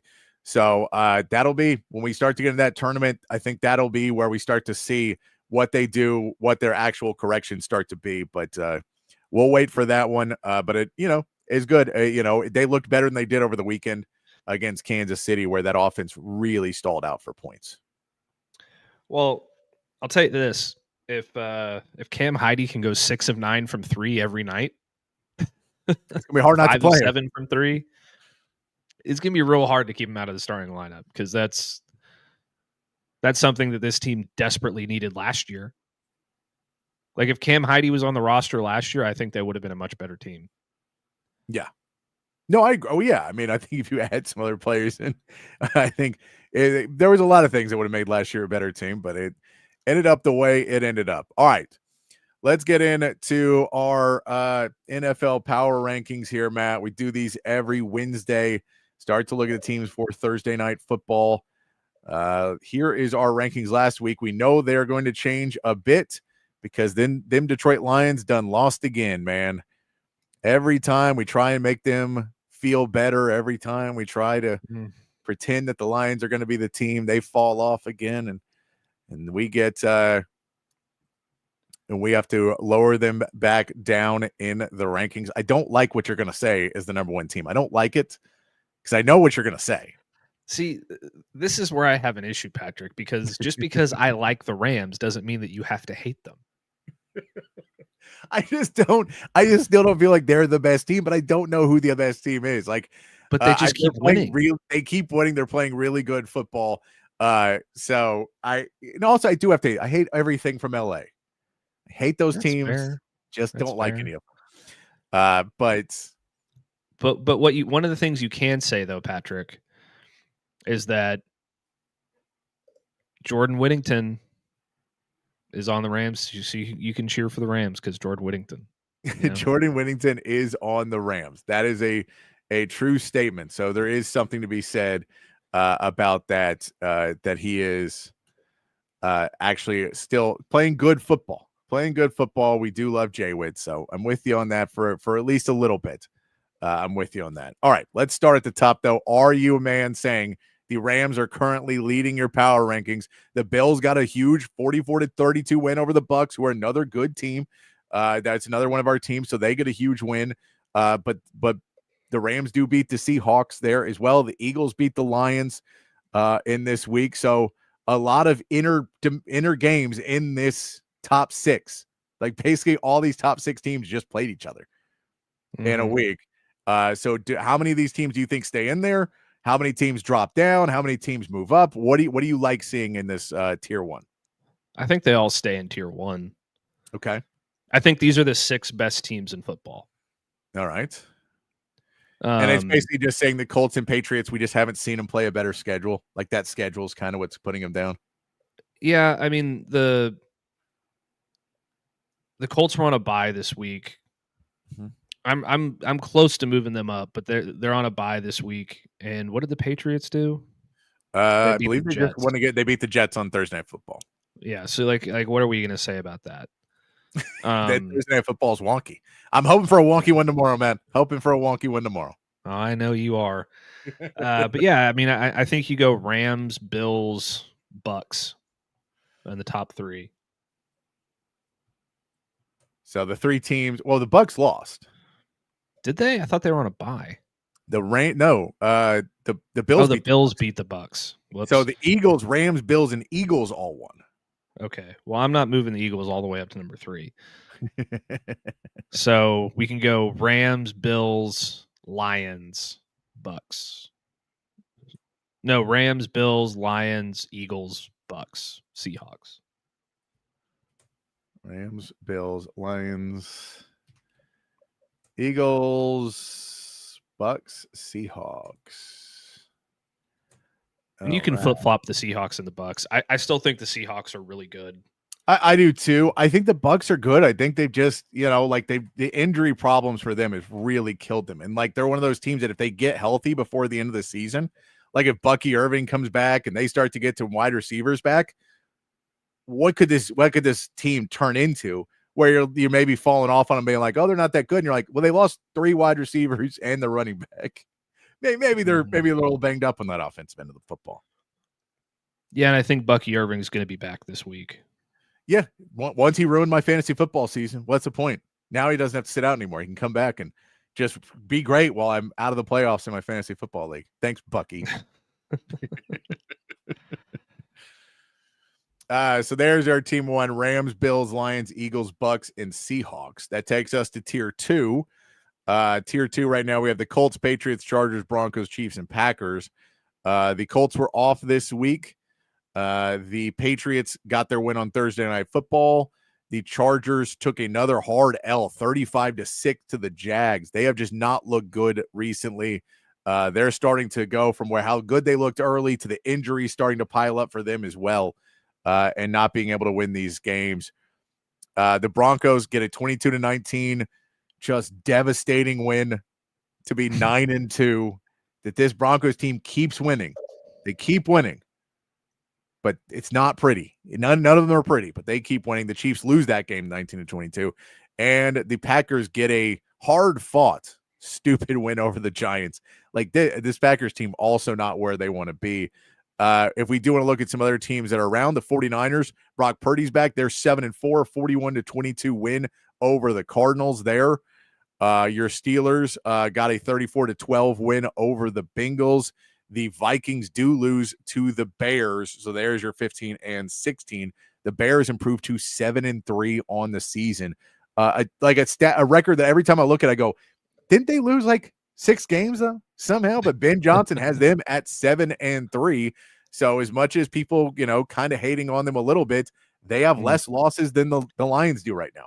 Yeah, and you really hate to see JJ McCarthy complete 50% of his passes with 2 picks. You hate to see it. I know he's your favorite player. Like, I know you just deep down really do love JJ McCarthy. Of course. You're just hoping that you're like, man, I just hope he sucks bad enough that we can get him on the Cowboys. Please. I wouldn't watch another Cowboys game for the rest of my life. I say we put the Patriots at 7. Okay. They continue to play really good football. Yeah. And I'd say, I think the Colts can stay at 8, and then I go Broncos at 9. Do we go there? Do we move the Broncos up higher? That's a good question. I mean, they're both 8-2, or the Colts are 8-2, Broncos are 9-2. So I'm not going to move the Colts back for being on a bye week too far. So Colts, Broncos. And then I think Packers. Oh, I'm going different here. I think we're moving a team up, bud.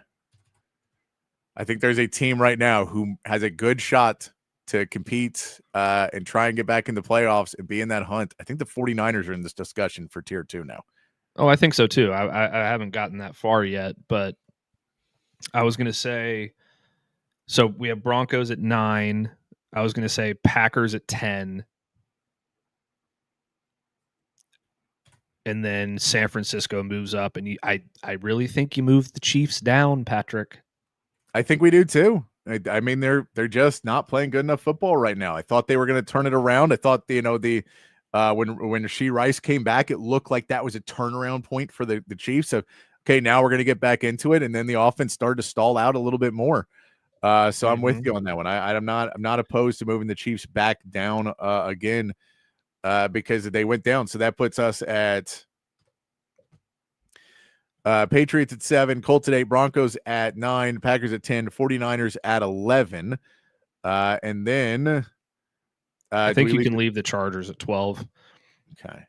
Yeah, they're struggling. They right did now, beat the Chiefs. Yeah. I think that they're struggling. They got one more week in tier 2. You got one more week to start figuring things out there in tier 2.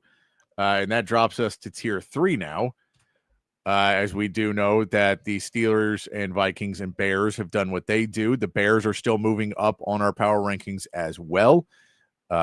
We know Houston got a huge, hard-fought win over one of the best teams in the NFL, 16-13 win over the 1-9 Titans.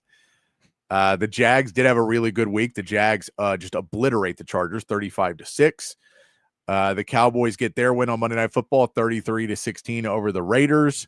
Baltimore continuing to go in that fight, back to 500 themselves with a 23-16 win over the Shador Sanders-led Browns. By the way, Shador Sanders getting the start next week, so we'll see what he can do. Look, I don't have any ill wishes for Shador Sanders. I really don't. The issue is people treating him like he is something else. For the guy himself, fine. Go out there and play. I don't think you're as good as you say you are. Go and prove me wrong. I don't think you will, because I think that we can all look at what your scouting was and that you hold on to the ball too long and you don't make the best decisions. But I don't personally have it. Like, I don't revel in the fact that he was robbed over the weekend and all that stuff. Go on it. Just, I don't think you're a starting quarterback in the NFL. I don't either. All right. So do we put the Bears at 13? They're 2 games better than the Chiefs.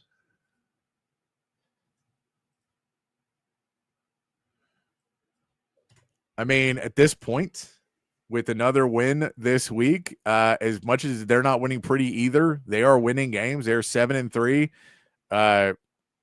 Caleb Williamson's playing better and better football. Like, he's still not there, but you keep seeing the progress of what he's doing with Ben Davis. Yeah, and they've won 8 out of their last 9, or 7 out of their last 8. Yeah, I think we'll move the Bears on up to take over the lead here in Tier 3.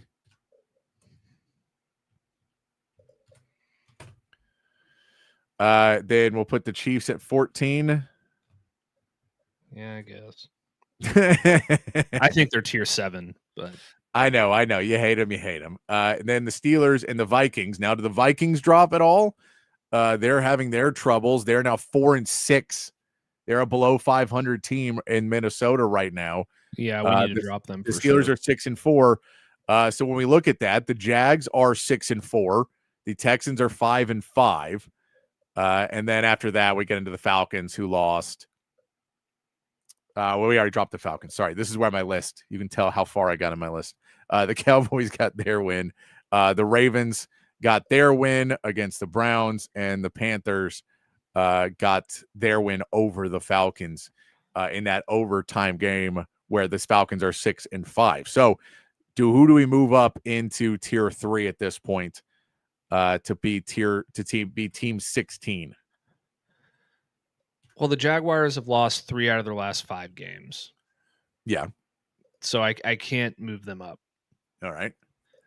The Cowboys have lost 3 out of their last 5 games. Can't move them up. Okay. The Texans have won 3 out of their last 4. So if you want to move the Texans up, I'm fine making them a Tier 3 team, and I know that's going to make you real happy. So I'll say this, in all interest of fairness, the Ravens have won 4 out of their last 4 games. Yeah, they have. That's like true. They're at a different, like, this is what the Ravens team we expected to see at the beginning of the season. They're starting to play like that. So what I would say, in the interest of fairness, I think the Ravens are a Tier 3 team again. I think they're right back there hanging out with the Chiefs again. Look at Both the teams. objectivity from Patrick there. I can't. I want the Texans to fight for it. If they win on Thursday, they're a Tier 3 team, guys. They're right in there. They win on Thursday because then they beat the Bills. They're above 500.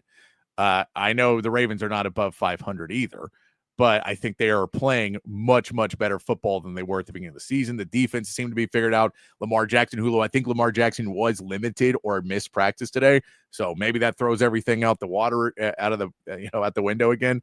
But at the end of the day, I'm going to say number 16 is the Ravens, and that'll drop us down to Tier 4. So in Tier 4, now we can look at it and say, who do we want to move around here in Tier 4? Are the Vikings team 17 for you? Is it the Texans? Is it the Jags? Is it the Cowboys? Or is it the Panthers? They're all teams that could be there. Well, I mean, I think it's the Texans because I was prepared to move them to Tier 3. Okay, so. I'm with you. So there's 17 is the Texans. That then puts us with, who do you want to have at 18 there, Matt? Is that the Vikings? The Cowboys. You remember the Cowboys up to 18. All right. We'll put our Texas teams right there at 17 and 18. All right. How far are you dropping these Vikings? They haven't been playing well. They're under 400. So yeah, we can move them down. I think the Jags go 19 then, right? Probably. I mean, they're still an above 500 team. I think the Jags can go 19. The Panthers can go 20. And then the Vikings at 21. Sure, that works. I mean, is that a precipitous enough drop for you for JJ McCarthy? Well, I think they should be Tier 8, but them and the Chiefs both down there in tier 26. So yeah, that'll push all of them down. And the question is, do we want to move anybody else up or down out of this tier 4 right now? I think we're sitting pretty good on it. Yeah, I think we're fine. I think we've got it already figured out enough. So that then leads us to our tier, what's this, tier 5. Tier 5 has the Falcons, who took that loss, the Cardinals, who lost to the 49ers 41-22, the Washington Commanders, who are just bottoming out right now with a 16-13 loss to the Miami Dolphins, and the Giants, who had a good fight against the Packers but lost. And as a question, does Miami climb their way out? They are now 4-7. Do they climb their way out of tier 6 and climb into tier 5? Well, they have a better record. They have a better record than the Commanders. They have a better record than the Giants. They have a better record than the Falcons. They have a better record than the Cardinals. I'm with you. I think the reality is we're going to say there you can climb out of tier 7. I didn't think it was possible. I didn't either. But I think the Miami Dolphins have climbed themselves out of tier 7. Where do you put them now? Well, tier 6, actually. Tier 6 into tier 5. Sorry. Yeah. I honestly think that they're at the top of tier 6 or tier 5. Okay. We like how they're playing. I mean, they're playing well recently. So we will say the Miami Dolphins climb up here. Attaboy Quinn. Good job, Quinn. Guys. We know it's his leadership, guys. We know his leadership is the reason.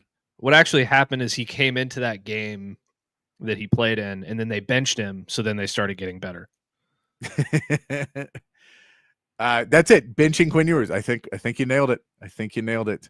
That puts us with no one else with wins this week. I don't believe. I know the Saints were off. The Jets lost on Thursday night. The Titans lost. I don't think anyone else has won a game this week. So we're talking about all losers from here on out, Matt. I do think that you moved the Giants down to tier 6.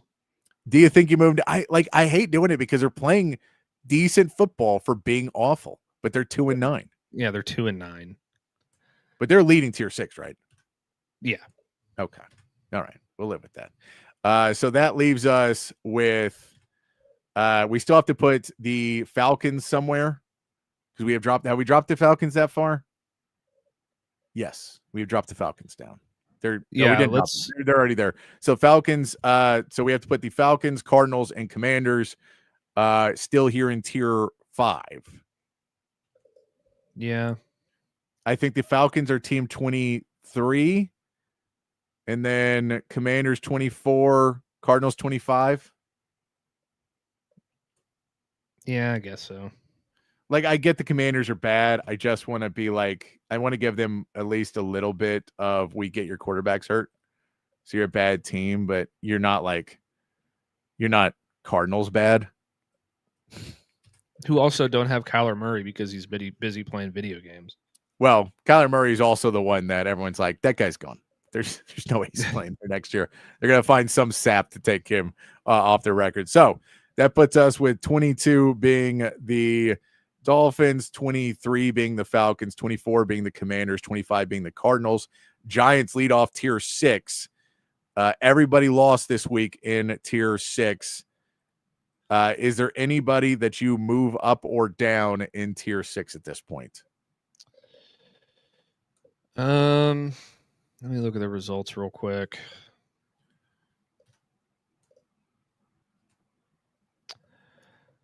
So, oops, that's this week. So the Commanders barely lost, so they're fine they're fine in tier 5. God, this is so gross.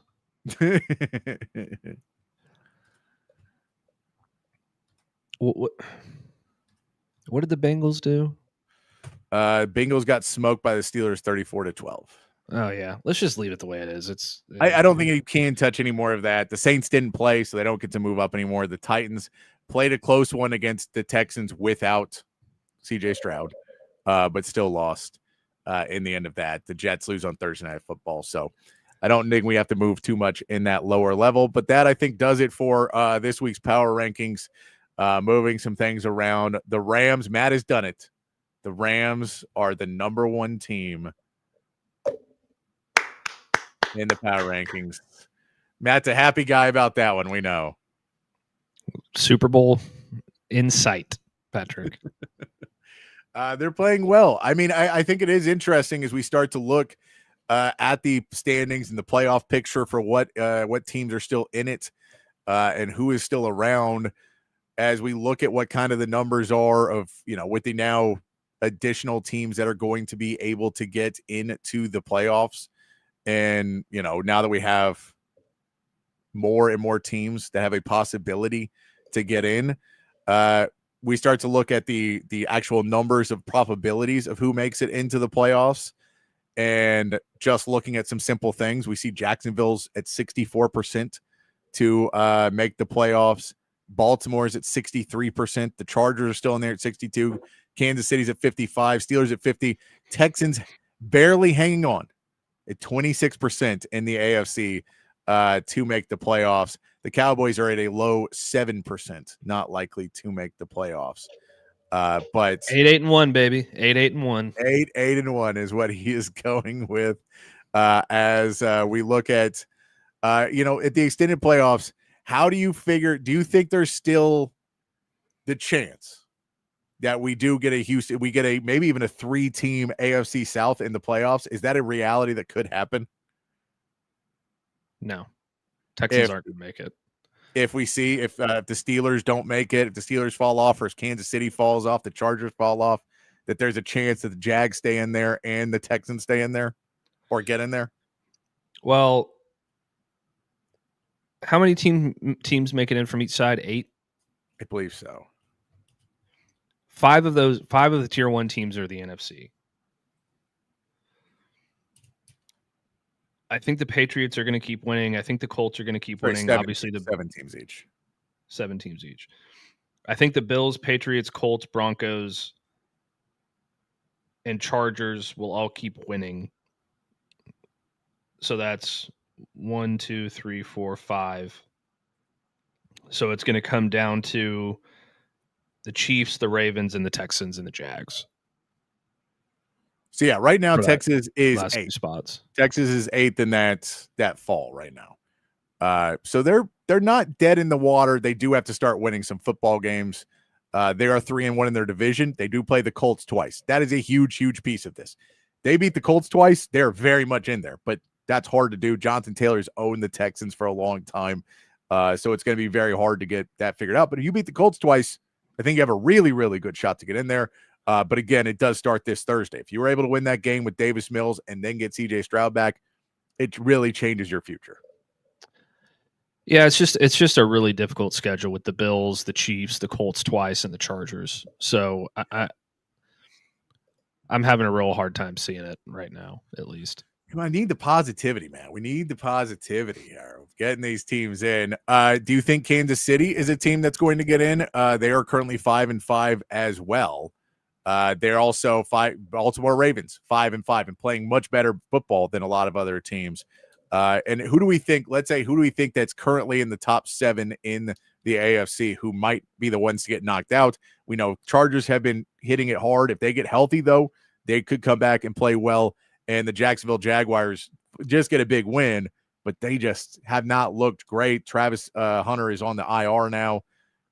They just don't look like the team that's going to get it done. I honestly think the Ravens are going to be the team that kind of comes up and takes that final spot. I think the big thing for the Ravens is if the Ravens can play well, then it also takes the Steelers and possibly pushes them out. They're 6-4 right now. And they're only in the playoffs because of it being a division winner. So if the Ravens come in and are a 9-win team and the Steelers are an 8-win team or something like that, you might be able to climb in above them. But right now they're a 6-4 team that's making the playoffs. Yeah. Let's see.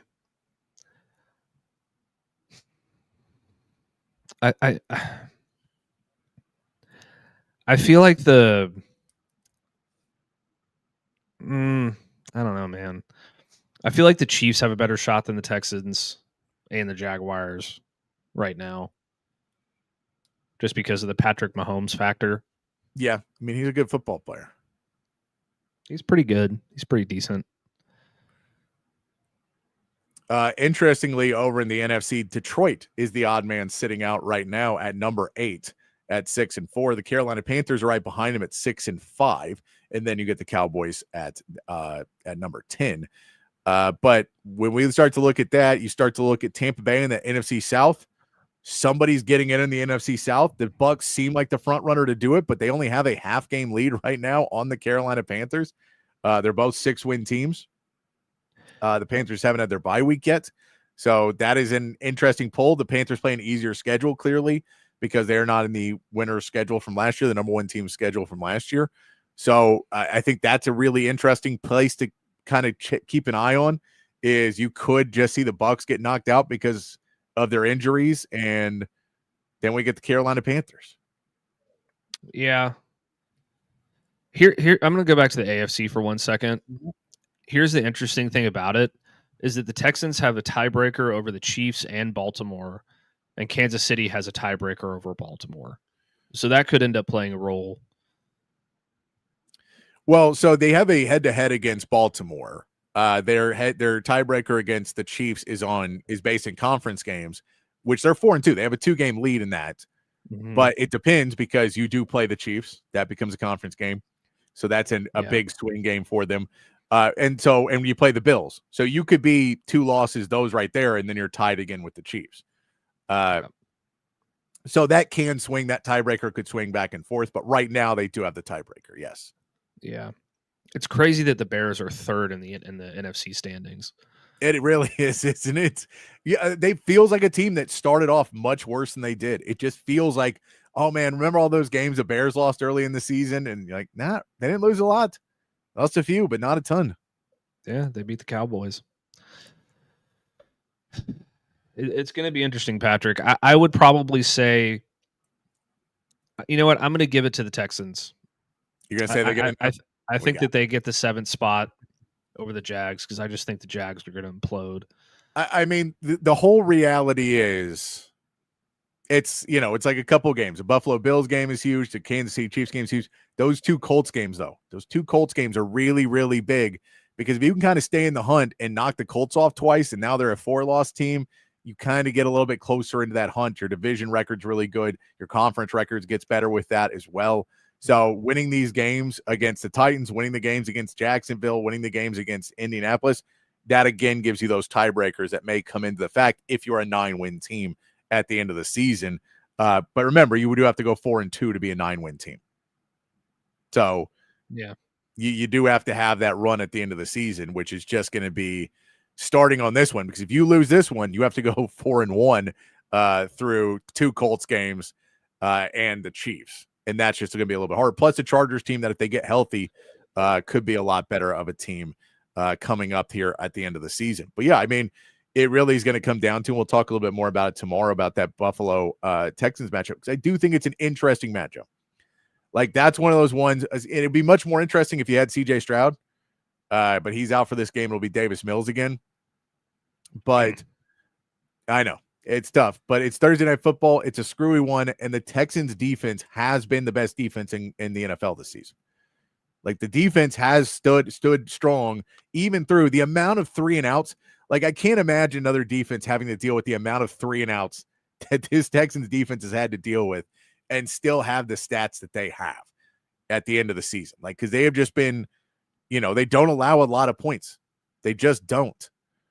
I think the most points they've allowed this season was 29 in a win against Jacksonville.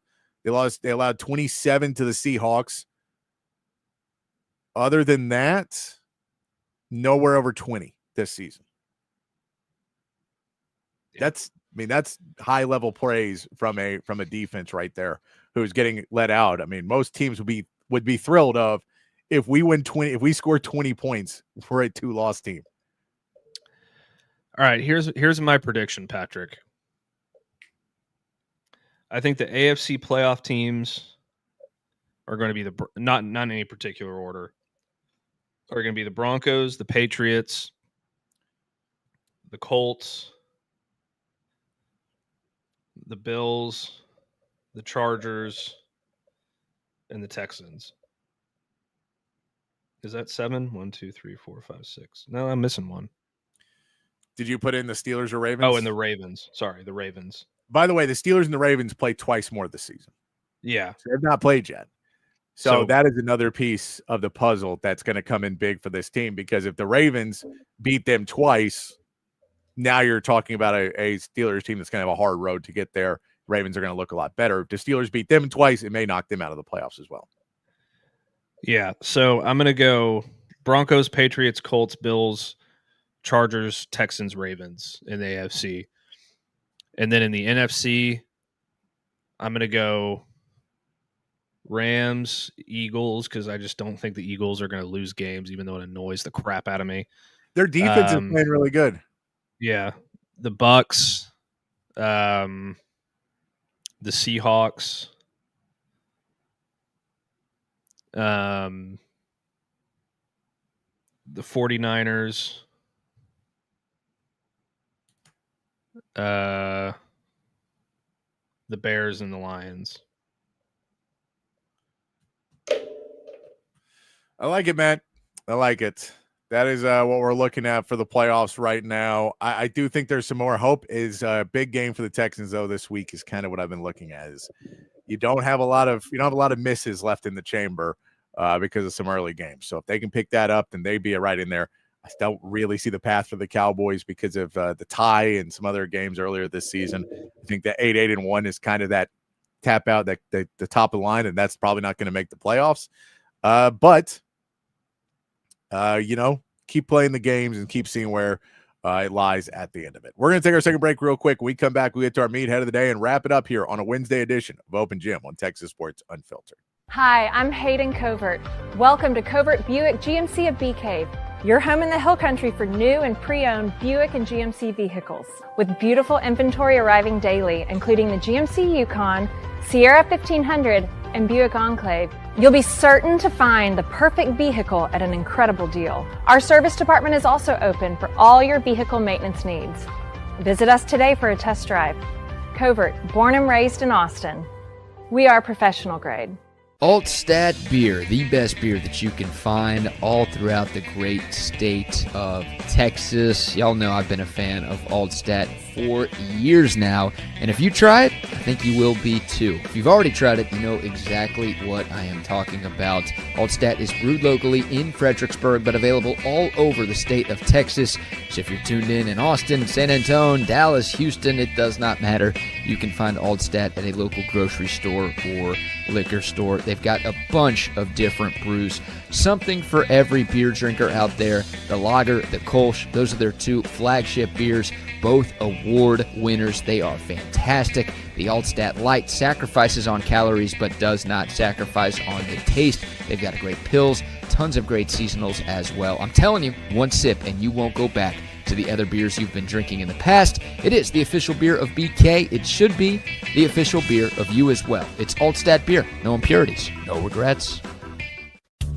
Hey y'all, I'm Camille McKay. And I'm Tom McKay, owner of Audiovisual Consultations. The old man and I are here to give you your summer weather forecast. It's hot. That's right, kid. Which means it's time for pool parties, grilling burgers, and taking a beach vacation, right? Well, I don't know about a vacation, but Audiovisual brings more heat than any tropical destination. It was worth a shot. I'll settle for some outdoor speakers. You know, Audiovisual can do a lot more than that. We provide outdoor video screens, audio systems, landscape lighting, even solar shades for your patio to keep the Texas heat at bay. Well, I'm sold. Let's wrap this up. I'm ready to lounge on a floaty and listen to some smooth jazz. Well, that sounds wonderful, but some smooth reggae is the way to go this summer. Good thing we can listen to both with the Sonos sound system. I call dibs on the floaty, though. Peace out. Kid, wait a second. Give us a call at 512-255-8678 or visit us at avconsultations.com. That's 512-255-8678. Welcome back to Open Gym here on Texas Sports Unfiltered, wrapping up on a Wednesday afternoon. Feels I'm just waiting for the weather. I don't have the window open right now, so I can't tell. I'm just waiting for it to turn. I've been enjoying it not raining for the last few days, but I keep looking at the weather, and it looks like it's going to start raining, Matt. And then it's supposed to rain for the next several days, I think. It's supposed to have 73% chance tomorrow, 39%, down to 21 on Saturday. Oh, I hope there's a lightning. I don't like lightning near football, Matt. We don't like that. Patrick, if there is a lightning delay at the Texas-Arkansas game with me sitting in the press box, I might just leave. Those are brutal lightning delays. So I'm hoping that goes away. The percentage is going down considerably. Oh man, if it was a lightning delay in a 7:00 game though, Matt, I've been there. It's rough. Those are the worst. When it's like 11:30 and they're like, we're gonna do it. No, second half's about to get underway at 11:15. Oh man. And then there's supposed to be rain, 65% chance on Sunday, 86% chance on Monday. So raining all the way up until we're about to get to our Thanksgiving break. We only got 4 more shows until the Thanksgiving break here, Matt. Yeah, and then we get a little break for Thanksgiving, which, I really wanted to sit down on Thanksgiving Day in the middle of all that football and do an open gym, but it's just BK made the decision, and we're gonna have to live with it. I really wanted to be, few drinks in, completely full, just not want to do anything, leave my family, and then come talk about a game against the Aggies, which will probably be somewhat the underdog in. I think Texas is probably gonna. I don't know. I don't want to. You think they might be favored in that game? I mean, they're projected to win it right now by the analytics. Oh, I love analytics. Tell us that. Yeah. By the way, before we get 8.5 point favorites this weekend. By the way, before we get into the meathead of the day, Matt Miller released his first ESPN mock draft today. Yes. Fernando Mendoza going number 1 overall to the New York Jets. That's just a match made in heaven for me. That sounds right. It just sounds right, doesn't it? It does. Ty Simpson going to the Raiders at 5. Let's get down to the Cowboys taking Jeremiah Love at 13. You got to love that. Texans taking an offensive guard out of Penn State, number 16. Got to love that. I don't love the pick 16, Matt. That's what I'm not a fan of. It could get worse, Patrick. It could. I don't see any. Anthony Hill, the only Longhorn in the first round, going number 32 to the Denver Broncos. Another Texas Longhorn to the Denver Broncos, according to Matt Miller. The Texas Broncos. We might as well just call them the Denver Longhorns at this point. Might as well. Yeah, they're getting that way. Here's a meathead. I saved this one from the other week. I have not played this one yet, but I thought it gives you the very important life lesson that when you are trying to trash talk a player and he responds, that does not give you the right to do anything about it. And especially if you're going to pick a fight with somebody, don't do it with the long snapper. This guy's got all day. Come over and mess with you. But this happened during a Commanders game, I believe, a week ago. Nothing beats a Jet 2 holiday. And right now, you can... As we see him run out on the field after talking trash. See that again. Running out, just talking trash with the deep snapper for the Lions. Then goes for it. Taken down. Okay. First off, by the way, look at the dude in the yellow, not able to get up. He gets cut down hard. He is not okay. This dude trying to put his shoe back on. No, thank you. You are going. First of all, great job of rallying to the ball carrier there by the security team. That's textbook stuff. Great team tackle right there. I'm not sure what that guy thought he was going to do. He was what, 5'8", $175, $180. He's going to run out onto an NFL field and try and fight an NFL player. Was that his plan? I don't know. Here's the thing I don't get too. Those seats are so expensive.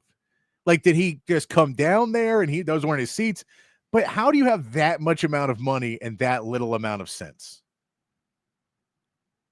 I think that there's a very good answer to that, Patrick. We all know what it is. I mean, it is in Washington, so there's some loonies. He was up there. probably a little bit lost in the sauce. Yes, but that is crazy to just run out there on the field and because he wasn't going also to the sideline.